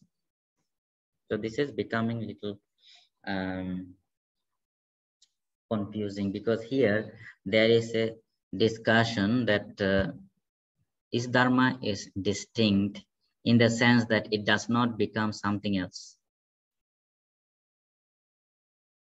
So there is no change or modification taking place with regard to each different Dhamma. So probably the only way we can understand it is that now we already know that these dharmas cannot exist and function independently. Keep that in mind. Secondly, multiplicity of dharmas should come together to give rise to a multiplicity of result, other dharmas, right? Thirdly, each dharma should have its own distinct characteristic, distinct role to play. That is why you have different numbers of dhamma, because each one is distinct. It does not become something else. It does not go through modification. But then finally, we can have an understanding that as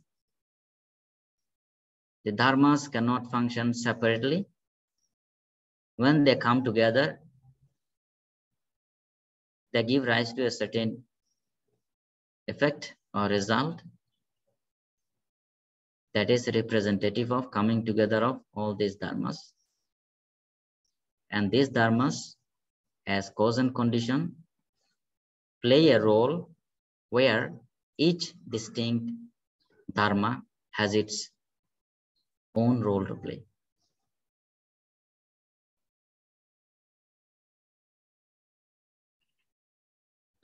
That's all. Thank you for your attention. Thank you, teacher. Thank you.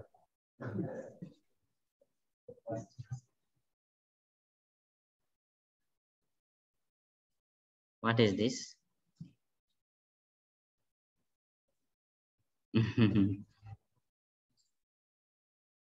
Okay, so that is all for today's class. Let's see what is the topic that we can discuss next week. But in the meantime, look at this chapter on Dhamma theory. If you cannot go through the entire chapter, focus on a certain section and provide your summary of that section.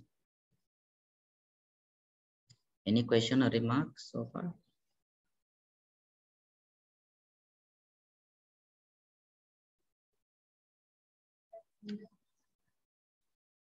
Okay. Give it to you.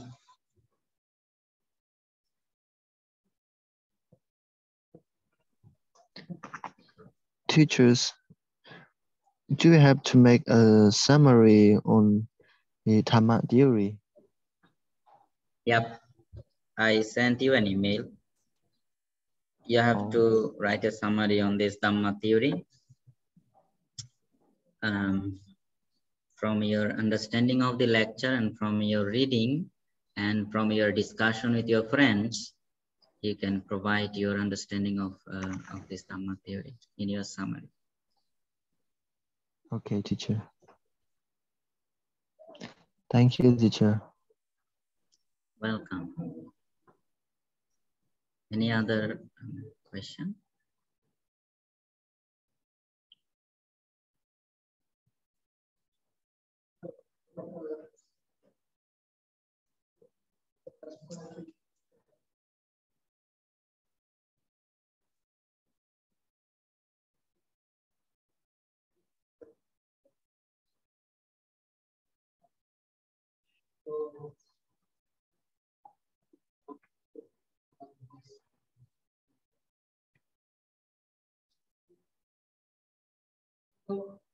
of the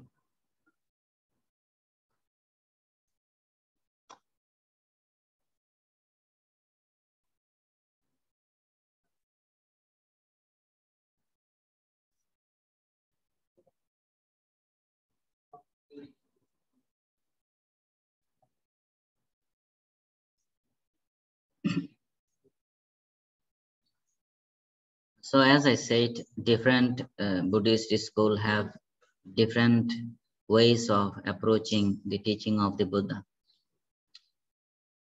So it is not good to mix them up. You have to look at each separate school as complete. It has its own roles and functioning within that system.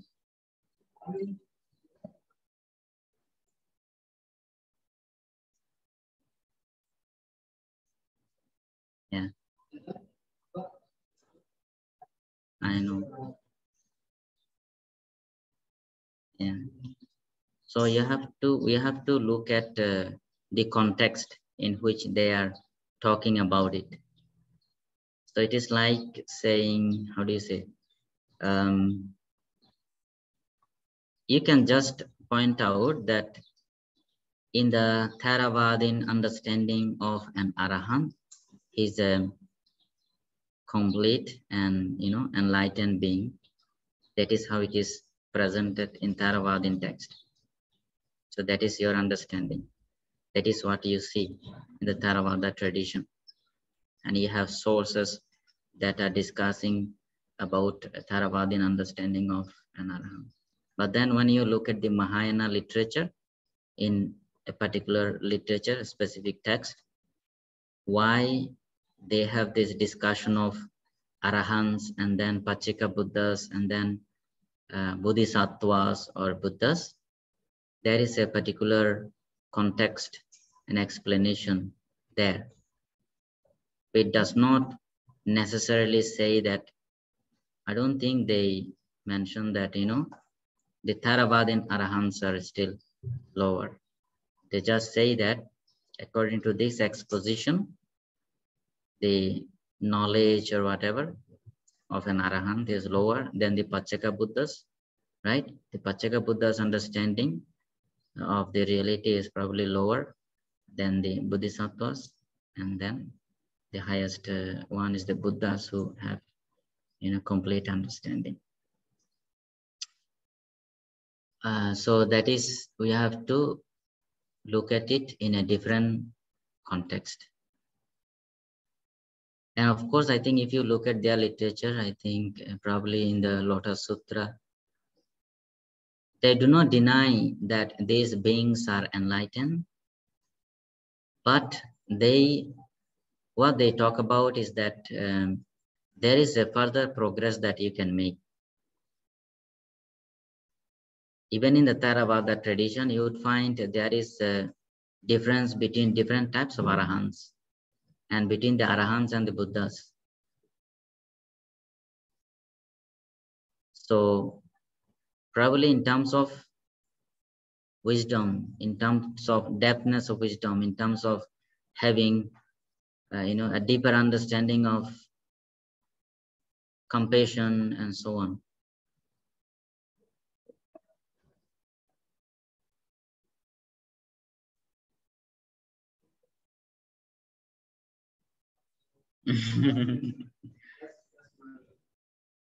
There could be some, reason behind that.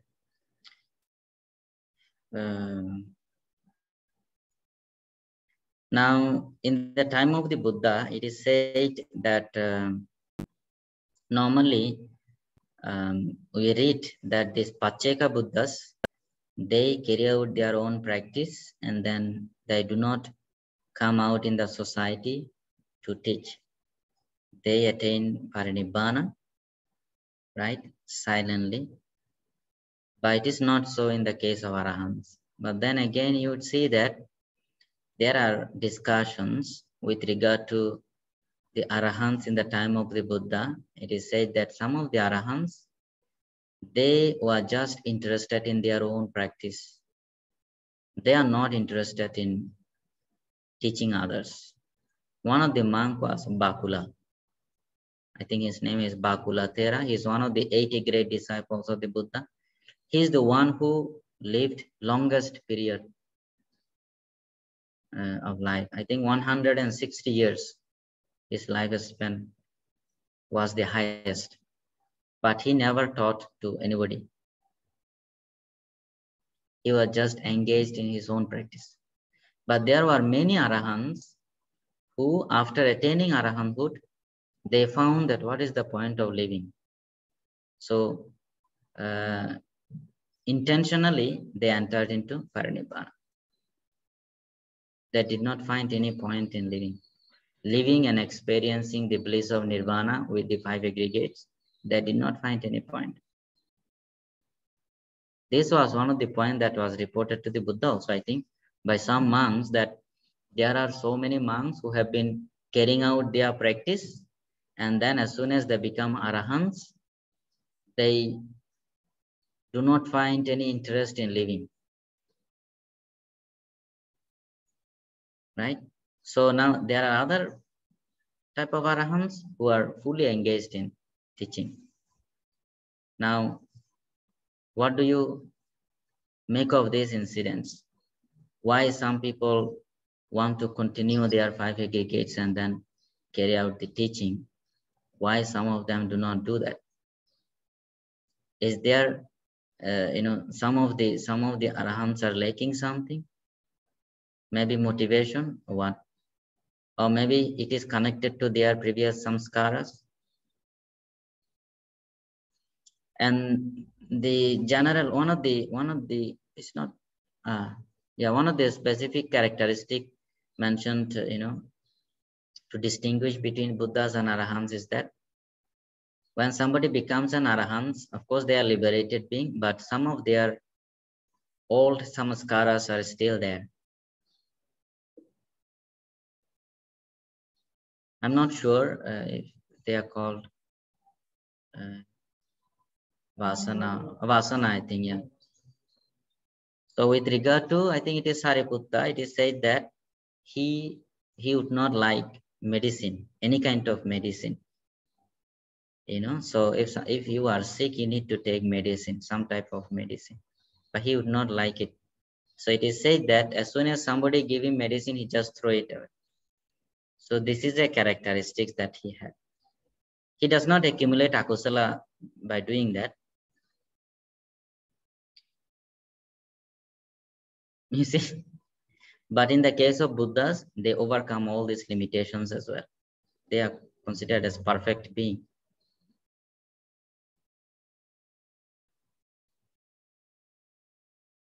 Okay, I think probably we can end our session here. It is almost time for lunch.